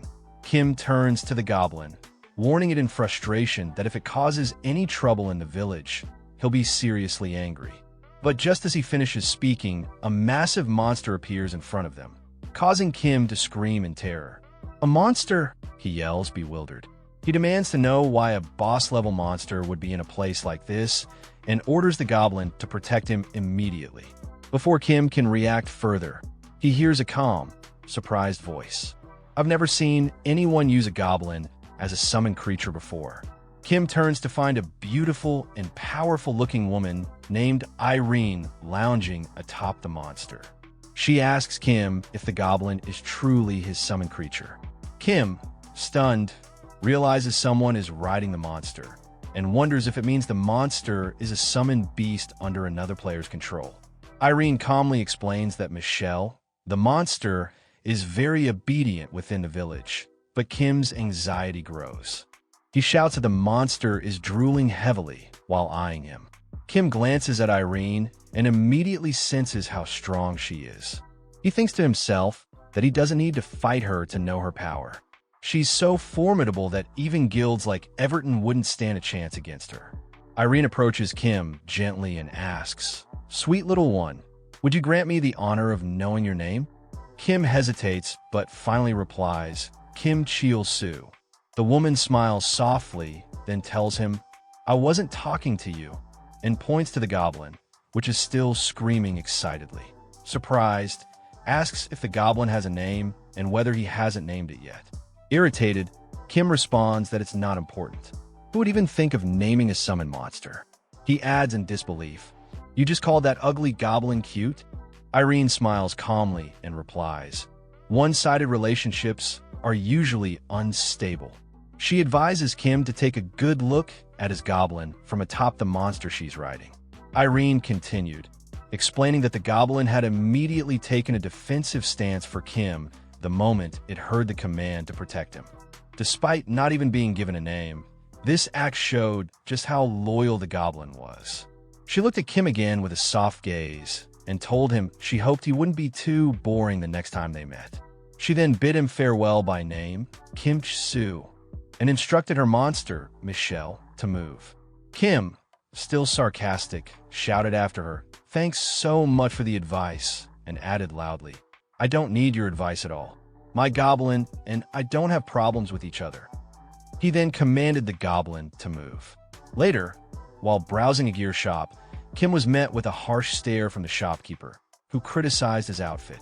The shopkeeper, an NPC named Humphrey the Sharp-Tongued, told Kim that his clothes were literal trash, and that wearing actual garbage would be an improvement. Flustered, Kim tried to defend himself, saying that was exactly why he came to buy better gear. Humphrey, mocking him, showed him a sturdy piece of metal armor and sarcastically declared it perfect for someone like him. Kim was shocked when he saw that the armor cost 350 gold, about 40 real-world dollars. As he thought deeply, Kim realized that even with a top-tier summon creature, if he died, he'd lose instantly. So, decent defense was a must. He decided to buy the armor. Humphrey acknowledged that Kim at least had good taste in gear, telling him to use it well since it had been crafted especially for idiots like him, using top-quality steel. Kim muttered himself that this guy really lived up to his name. Kim eagerly put on the new armor, feeling incredibly happy. "Oh, this armor is really nice," he said. But moments later, he screamed in frustration and rage when he realized he couldn't move at all due to the armor's weight. Humphrey, casually telling him that people like him shouldn't be moving in the first place, watched Kim struggle. Kim realized the problem. He had invested all his stat points into agility during his fight with the steel giant. Now, with this heavy armor, he couldn't move. He needed to sell it immediately. Humphrey offered to buy it back for just 30 gold and mocked the armor as garbage, which only made Kim shout in anger, furious that he was being ripped off by an NPC. Suddenly, Kim noticed a golden exclamation mark above Humphrey's head. Confused, he asked about it. Humphrey began looking around in a panic, saying he couldn't find anything. Then, he discovered that his special blacksmith hammer was missing and screamed in frustration, saying he couldn't craft anything without it. Kim, unfazed, coldly told Humphrey that he had plenty of other hammers, but Humphrey insisted that this hammer was different, that he needed it back right away. Humphrey explained that the hammer was located in the underground waterway dungeon near the village entrance and firmly asked him to go retrieve it for him. A message appeared in front of Kim, notifying him that he had received the quest, Humphrey's problem, with the reward being the ability to refine materials to craft armor. Kim suddenly realized why the materials he obtained from the hidden monster were so valuable. They could be turned into high-tier equipment. He grinned wickedly, accepted the quest, and confidently repeated the dungeon's name, Underground Waterway. Standing at the dungeon entrance, Kim declared that he didn't need to worry about anyone else. "Other party members will only slow me down," he said with an even bigger smile. "I'll finish this easy dungeon in under 30 minutes. But a system message soon appeared, announcing a quest condition. Kim stood stunned, confused by the strange requirement. He was shocked to see Humphrey behind him, yelling in frustration and urgently demanding that he retrieve his hammer immediately. The message clarified that the quest would fail if Humphrey died. Kim screamed in confusion and annoyance, asking, "Why is this NPC following me into the dungeon?" As our protagonist, Kim, approached the cave, he noticed a blacksmith standing right in front of it. The man was holding a hammer in each hand and staring directly at him. Kim blinked in confusion, trying to make sense of a notification he'd received earlier. His thoughts raced, and the worry showed clearly on his face. If he dies, the quest fails. May have to drag around a level 13 tumor. Unexpected variable. But then, out of nowhere, the blacksmith suddenly shouted at him, his voice booming. "Why are you just standing there staring? Hurry up and move." Kim didn't answer. A nervous sweat rolled down his face as he silently calculated his next move. In his mind, he thought, no need to keep pace with him. He decided to outmaneuver the blacksmith, to finish the job before the guy could even get up. That way, he wouldn't have to bother protecting him. I'm maxed out agility, so I'm pretty fast. I'll just ignore the trash mobs and rush the boss. Smiling with excitement, Kim dashed into the cave and muttered under his breath, "Ah, I was just about to leave." As he ran deeper into the cave, he kept thinking to himself, I know all about this kind of quest. NPCs are weird. They follow players but stop as soon as they're too far. He planned to take advantage of that, just leave the blacksmith behind. But before he could finish that thought, Kim suddenly froze mid-run. His eyes widened in shock at the sight ahead. At that exact moment, a notification popped up. In front of him, the blacksmith was already deep in battle, surrounded by a pack of wolf monsters. They were all lunging at him, and his health bar was dropping fast. But even while being swarmed, the blacksmith shouted with pride, "Humph! You dare challenge me, Humphrey the Great?"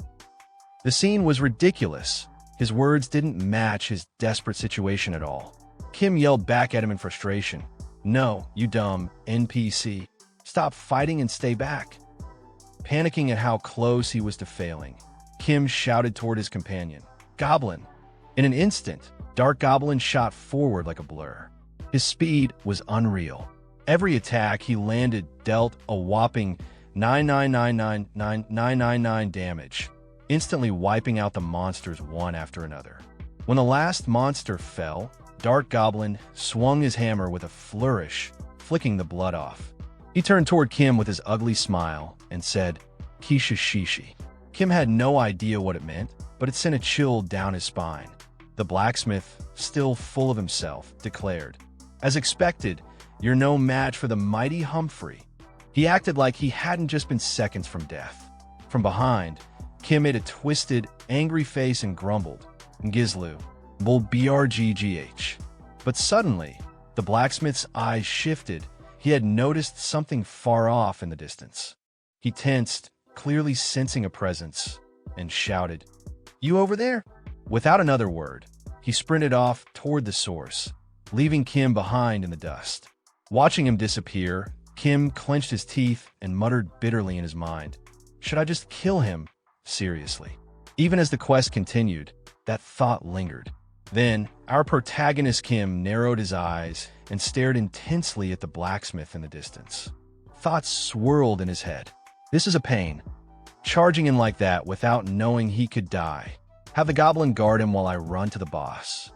No. If I call the goblin back to me at the wrong time and he dies, it's over. Realizing there was no easy way out of this growing problem, Kim clenched his fist. His mind cleared, and with confidence, he thought, there's only one way.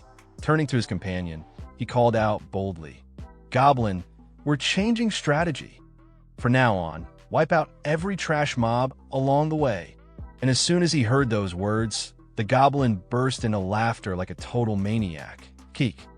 Meanwhile, deeper inside the kid dungeon, the blacksmith stood tall, his hammer in each hand, facing off against a horde of rat monsters.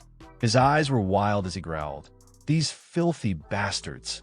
Not only did they claim Phoenix El Barsa's territory, they even stole my hammer."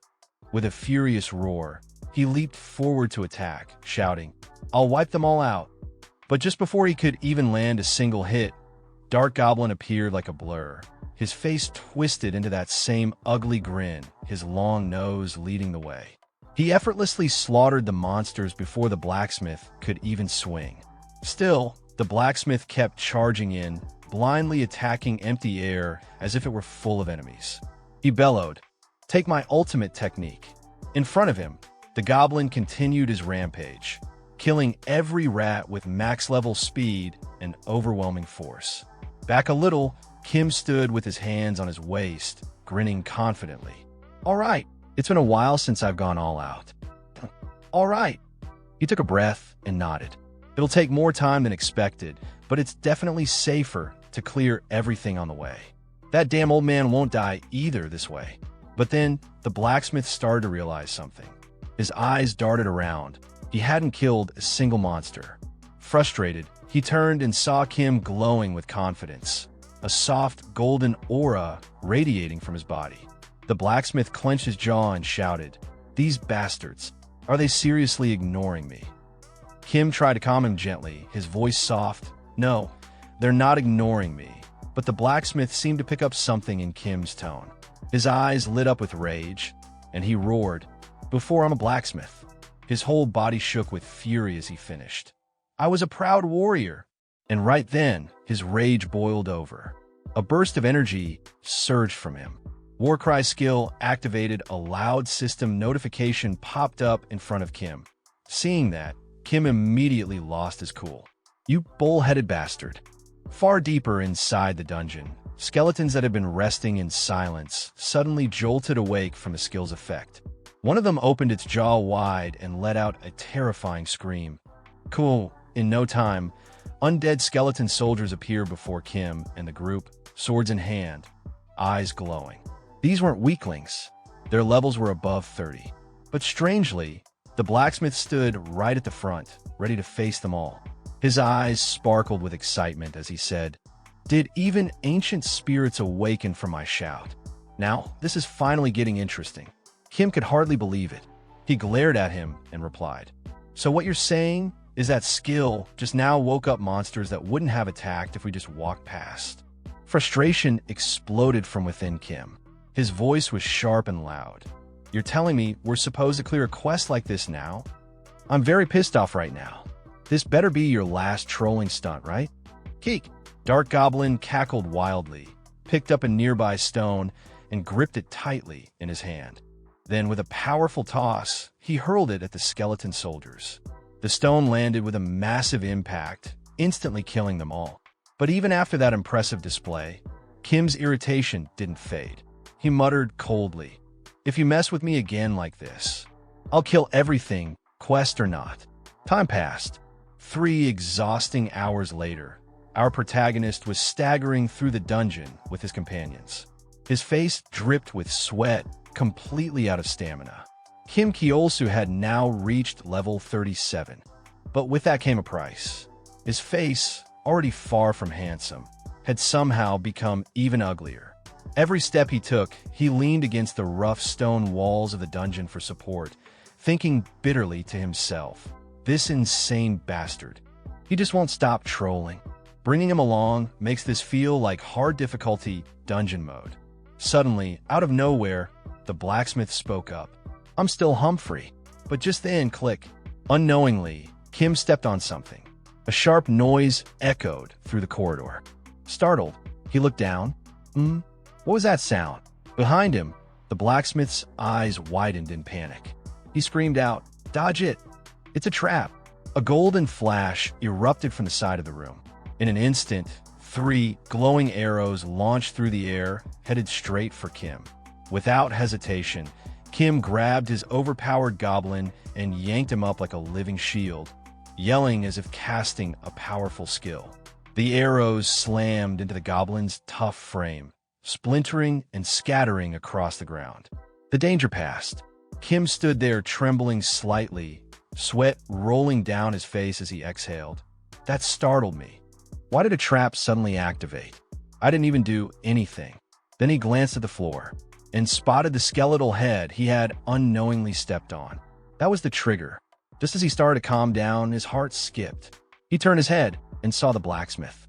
An arrow had pierced directly into his chest. Blood was dripping slowly from the wound and from the corner of his mouth. The blacksmith gritted his teeth, staring ahead with a grimace. "Guh, you cowards. That garbage ditched me to save himself." Hearing those words, Kim's face tightened.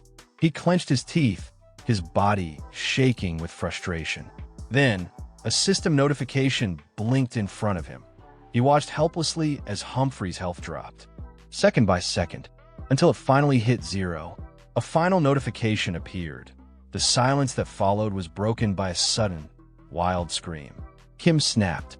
He charged out of the dungeon like a deranged beast and stormed into town, shouting at the top of his lungs, "I'm gonna kill him again! You crazy f***ing blacksmith! You're already dead, but I'll kill you anyway." As Kim tore through the city streets, a mysterious figure watched him from above, quiet, still, and intense. Eyes narrowed like blades, the man stared down at Kim and muttered in a low, threatening tone, "Finally found you." His gaze sharpened even further as he spoke the name. Scheme Kool-Soo. When the protagonist finally arrived at the blacksmith shop, he skidded to a dramatic stop, just like a hero from the movies, and shouted the blacksmith's name. Humphrey, the blacksmith, noticed him standing outside the shop and immediately reacted to the gear he was wearing with a sharp, critical glare. With a mix of shock and annoyance, he insulted the protagonist harshly. In response, the protagonist smiled devilishly, holding up the goblin in his hand like a toy, and replied with mocking confidence. But surprisingly, instead of continuing the argument, Humphrey abruptly changed the topic and thanked him for retrieving his hammer, as if he hadn't just insulted him seconds before. The protagonist, baffled by the sudden shift, reacted loudly in disbelief. At that moment, a system notification appeared in front of him, confirming the quest was complete and that Humphrey's forging hammer had been successfully returned. It also unlocked the ability for him to craft equipment using materials. Seeing the message, the protagonist looked confused, questioning how the hammer had already dropped. Humphrey, still as blunt as ever, explained that it had dropped right after they killed the rat. Hearing this, the protagonist erupted in anger, demanding to know why this information was being revealed only now. But Humphrey, unbothered, just repeated that the protagonist was trash, like always. Later inside the shop, Humphrey worked on the armor without even glancing at the protagonist. He explained that the quality of equipment was influenced by the blacksmith's sweat. As he hammered away, he instructed the protagonist to watch carefully, stating that high-quality materials in the hands of a skilled blacksmith are reborn into something greater. Once he finished, he stepped back, arms crossed, and declared that a fine piece of gear had been forged, then insulted the protagonist again, claiming it was wasted on someone like him. The protagonist looked at Humphrey's calm expression and pointed out that he hadn't even broken a sweat, questioning the earlier claim about sweat being important. Humphrey, dead serious, responded that's exactly why the quality was low. When the protagonist put on the armor, he looked at his hands, eyes wide with excitement, a bead of sweat sliding down his face. In his mind, he was overwhelmed by the thought that this was his very first rare armor, rarer even than loot from a hidden dungeon, and crafted from materials dropped by a hidden boss raid. As he admired the armor, players started gathering around him, clearly in awe, though he didn't even notice. He was too busy marveling at the armor. A system panel appeared, listing the item stats: rare blue steel light armor, with level and agility requirements, and a chance to activate skill. Just then, Humphrey reappeared and told the protagonist he wouldn't be taking money for this one, adding that he didn't want any disgusting gratitude. The protagonist, without missing a beat, retorted that he hadn't planned to pay anyway. Suddenly, a system notification popped up. PK mode had been activated. Though the protagonist hadn't done anything, his instincts kicked in and he immediately sensed danger. A sharp blade suddenly appeared from behind him. He dodged just in time, turning to see the same man who had been watching him run through the city earlier. Seeing that the attack had failed, the man paused. The protagonist, still trying to process what had just happened, questioned the sudden aggression. The man, with a confident air, acknowledged the dodge and accused the protagonist of being strong enough to have left a certain young woman half dead. A crowd started to gather as the man's accusations drew more attention. In a panic, the protagonist muttered to himself about his agility stat before snapping out of it and loudly questioning what was going on and who this young lady even was. The man ignored his confusion, calling out the protagonist's name and stating that he was the last person the young lady had partied with. Without finishing his sentence, he accused the protagonist again, this time more forcefully, of pretending not to know someone named Catherine, while launching another attack. The protagonist dodged again, now holding his head in confusion as he tried to recall who Catherine was. Then it hit him. He remembered the moment he met the girl who had tricked him into joining her party, only to betray him inside a hidden dungeon. Snapping back to the present, the protagonist shouted in frustration, insisting that he was actually the victim, that she had betrayed and backstabbed him first. But the man's expression darkened. He coldly reminded the protagonist that while he was alive and well, the young lady in question had ended up in a vegetative state. The accusation hit hard. The protagonist's eyes widened in shock, sweat rolling down his face, mouth agape, and with a trembling voice, he asked if she had really become a vegetable. As the protagonist stood frozen in place, the man's accusations rang in his ears. His mind suddenly flashed back to the moment at the shrine when Catherine had been attacked by the boss monster. He remembered vividly how the monstrous gauger had slammed its massive foot down on her. The image burned into his memory. In that instant, a horrifying thought struck him. Was it because of the damage she took from Gauger? He had known the shock of that attack would be devastating, but for her to end up in a coma, because of him? No, he couldn't accept that. Trying to justify himself, the protagonist shouted back at the man, panic written all over his face, sweat pouring down. He insisted it was Gauger's fault. He hadn't done anything wrong. He tried to explain, but the words caught in his throat. The man, however, wasn't interested in hearing explanations. His expression was cold and resolute as he stepped forward with deadly intent. He declared that it wasn't up to the protagonist to decide whether he was at fault. What mattered was what had happened to her, and now, because of it, the heir to the Dizmyeon group was in jeopardy. Without waiting for a response, the man thrust his sword straight toward the protagonist. But then, something unexpected happened. The blow connected, yet it didn't do any damage. The man froze, his mind reeling. No damage? That's when it hit him. The protagonist hadn't taken any damage at all because he was protected by the overpowered goblin shield. And standing there with a smug grin, the protagonist revealed the secret. With his shield held high and the two hideous goblin faces on it snickering in sync, he laughed and mocked the man. Why hadn't they just started with this from the beginning? The chairman's daughter from the Semyeon group was unwell. So what? Both goblin faces laughed together like classic villains. Oh, but let's not forget, his name is Lloyd.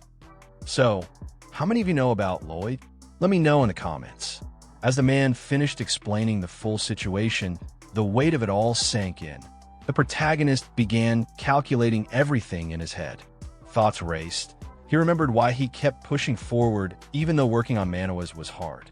The message from demonic scans echoed in his mind. Please, if you like our work, consider donating here. Then the name hit him like a truck, Dizmyeon Group. Cars, phones, semiconductors, and soon, more. A massive conglomerate known not just in Korea, but all around the world. Just getting a job, there was considered a major life achievement. And now here he was, sitting in a hospital room, staring at the unconscious daughter of that conglomerate's chairman.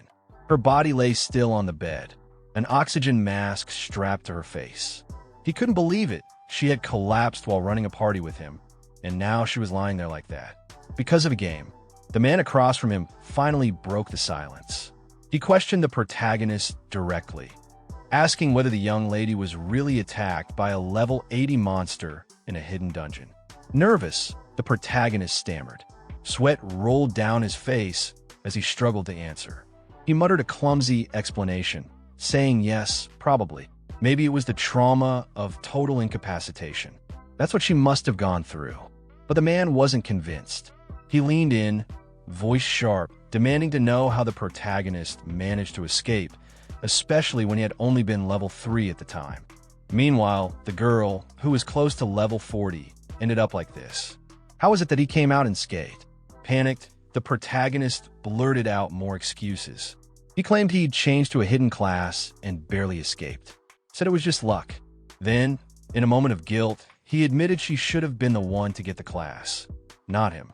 Looking down at the girl again, he thought to himself that the doctors had done everything they could. They'd given her the utmost care, but she still wouldn't wake up. If it were him in her place, he knew he'd be long dead. The man's expression darkened. He repeated the impossible scenario, how a level 3 player had gotten a hidden class and escaped from a level 80 monster. That wasn't some miracle cure, he pointed out. The protagonist could only laugh awkwardly, rubbing the back of his head. Then, as if grasping at something, he asked carefully, was there barely any chance she'd recover? But the man shot back sharply, warning him to watch his mouth. She wasn't dead, just unconscious. He explained that even the best doctors had said the same thing. They didn't know why she wouldn't wake up. For now, there was nothing more they could do. Hearing that, the protagonist's expression fell. He looked at her and muttered, so they were just supposed to sit and wait for her to wake up? Then, almost hesitantly, he pointed out that since the injury happened inside the game. The man turned and looked at him intensely, not saying a word. Still, the protagonist pushed on. What if they tried to heal her through the game? The man adjusted his glasses and told him to continue. So, the protagonist began explaining further, making a thoughtful pose and holding his chin. He claimed to have read an article once, something from the US, about a person who had lost consciousness and was about to be given up on by their family, but they regained consciousness while logged into Heaven's Gate. Something like that. But even as he spoke, he knew it was a lie. He said aloud it was a long shot like a 1 in 9. 9 million chance, and laughed it off. But inside, he admitted to himself, I'm lying to these desperate people right now. Then, with a shift in his tone, he put on a serious expression. He gently took the man's hand and, feigning concern, said with gravity, but instead of just sitting here doing nothing, shouldn't you at least try grabbing at straws? Because deep down, the protagonist thought bitterly, they lied to me too. And even though our protagonist's concerned expression was fake, he didn't realize just how convincing it looked. The man stared at him in silence for a moment, seemingly contemplating something deeply. Then the scene shifted. Next day, inside the game. The girl's avatar appeared, but her expression was completely blank. Her eyes were dull, her body unmoving like a lifeless puppet. She didn't say a word. A nearby goblin looked at her and got excited, his tongue sticking out as he started laughing like a pervert. Meanwhile, our protagonist stood frozen, panic washing over him. His eyes widened with a mix of shock and disbelief as he exclaimed, the chairman actually gave permission. They actually let her log in while unconscious. Then gritting his teeth and clutching his chin, he thought, these people must really be desperate. Still, as the weight of the situation sank in, a darker thought crept in his head. If they find out I lied to Dee's Myung group, I'll disappear without a trace. He began circling around the girl who stood silently in the middle of the city. His thoughts churned faster. Recovering lost consciousness through a game? That's bullshit. I've never heard of such a thing. But suddenly, a wicked grin formed across his face. At the very least, I'll be remembered as someone who tried to save her. And then, jumping up in the air like a lunatic in the middle of the town square, he shouted to himself, that big corporation, to save the #1 heir that everyone gave up on, could they really ignore someone who tried this hard? The goblin kept laughing behind him, unfazed, but our protagonist didn't care at all. He was fully immersed in the fantasy he was building for himself. If I get lucky and she actually wakes up, jackpot. Even if it doesn't work, I've got nothing to lose. He then stepped close to the girl and stared at her blank expression intensely. Gently, he held her chin with one hand and muttered with a mock-serious tone, I pretend to be trying to save her for a while. Then, mimicking a crying voice, he wailed dramatically that they should prepare for the worst. After that fake act, he hugged himself like a mad genius, spinning in place while laughing. Am I a genius or what? After calming down a little, he looked at her again and sighed. So anyway, I'll have to bring her around for a while. But how the hell do I drag around someone who can't walk? His eyes landed on the goblin. Taking a deep breath, he finally said, that's it. The goblin tilted his head and looked up at him curiously. Then, a short while later, the girl's avatar was seen walking stiffly behind our protagonist, being dragged along by a rope tied around her waist like a slave. The goblin, holding the robe, snickered gleefully. Our protagonist confirmed his theory. As expected, if I pull her physically, the system makes her follow. This will do. So, with him leading in front and the goblin dragging her from behind, the girl now followed like an obedient puppet. But soon, he began to notice the stairs. Whispers surrounded them. His expression twisted awkwardly, sweat forming on his face. Is this really okay? Townspeople nearby started murmuring to each other. Oh my, look at that. He's making a goblin drag a female player around. He's the absolute worst. I hope he dies. He was stunned.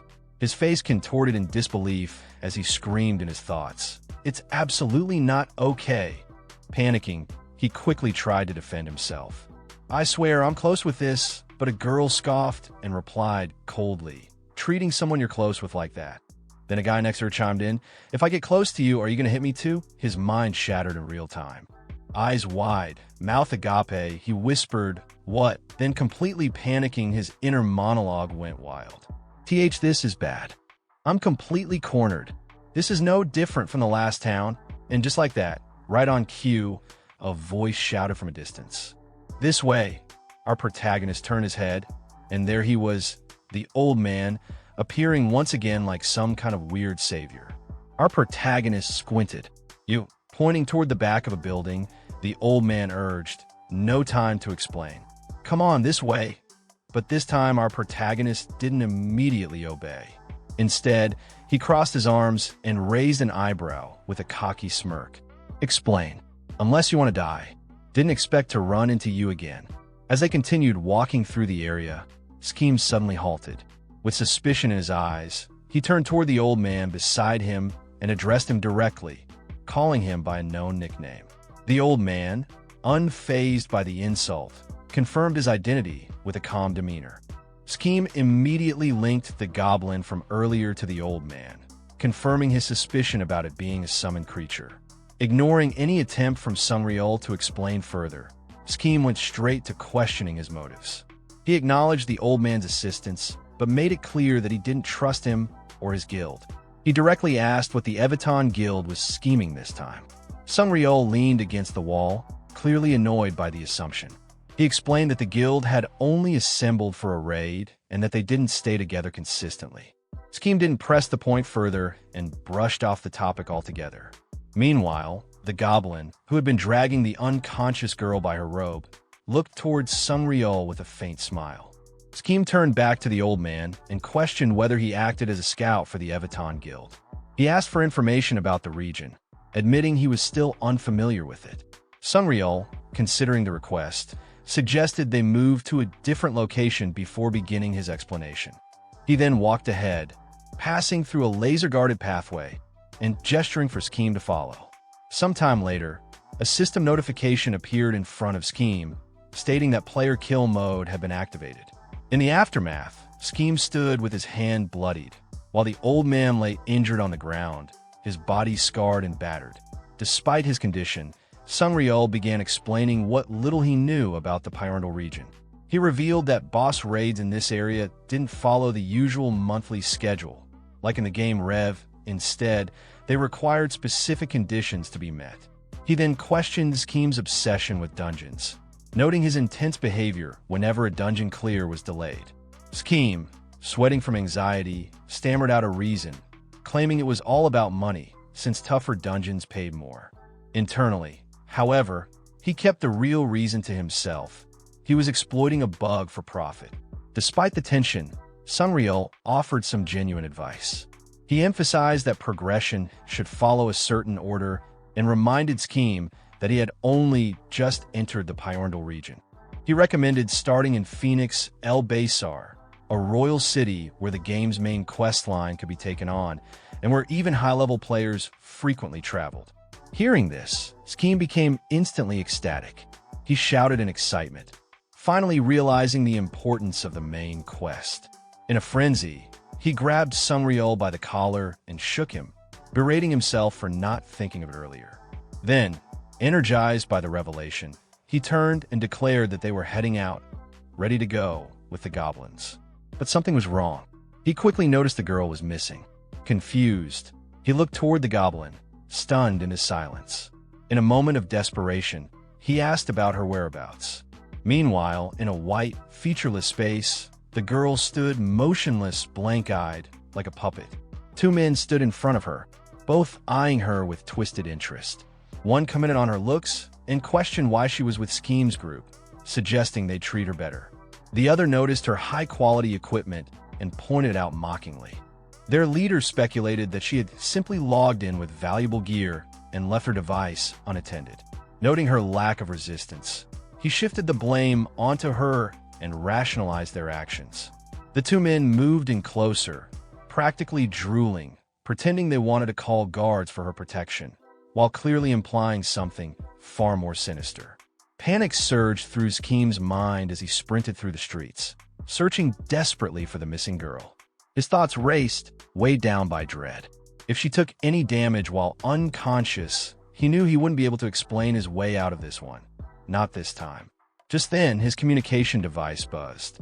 It was a video call from the man with the glasses. The man's first words were laced with suspicion as he asked whether the girl was safe. Schem, panting and exhausted, forced out a weak, breathless confirmation. But the man didn't buy it. He immediately demanded proof. He wanted to see her face. Caught off guard, Schem tried to deflect. He told the man to send the money first, stammering and correcting himself with a hasty excuse that he and the girl were in the middle of something. His heavy breathing, however, betrayed the lie. The man noticed. He pointed out Schem's condition, wondering aloud why he sounded so out of breath. Annoyed, Schem snapped and said he'd show the girl later because he was busy right now. The man, unconvinced, threw back a mocking response, demanding to know what exactly Schem planned to show.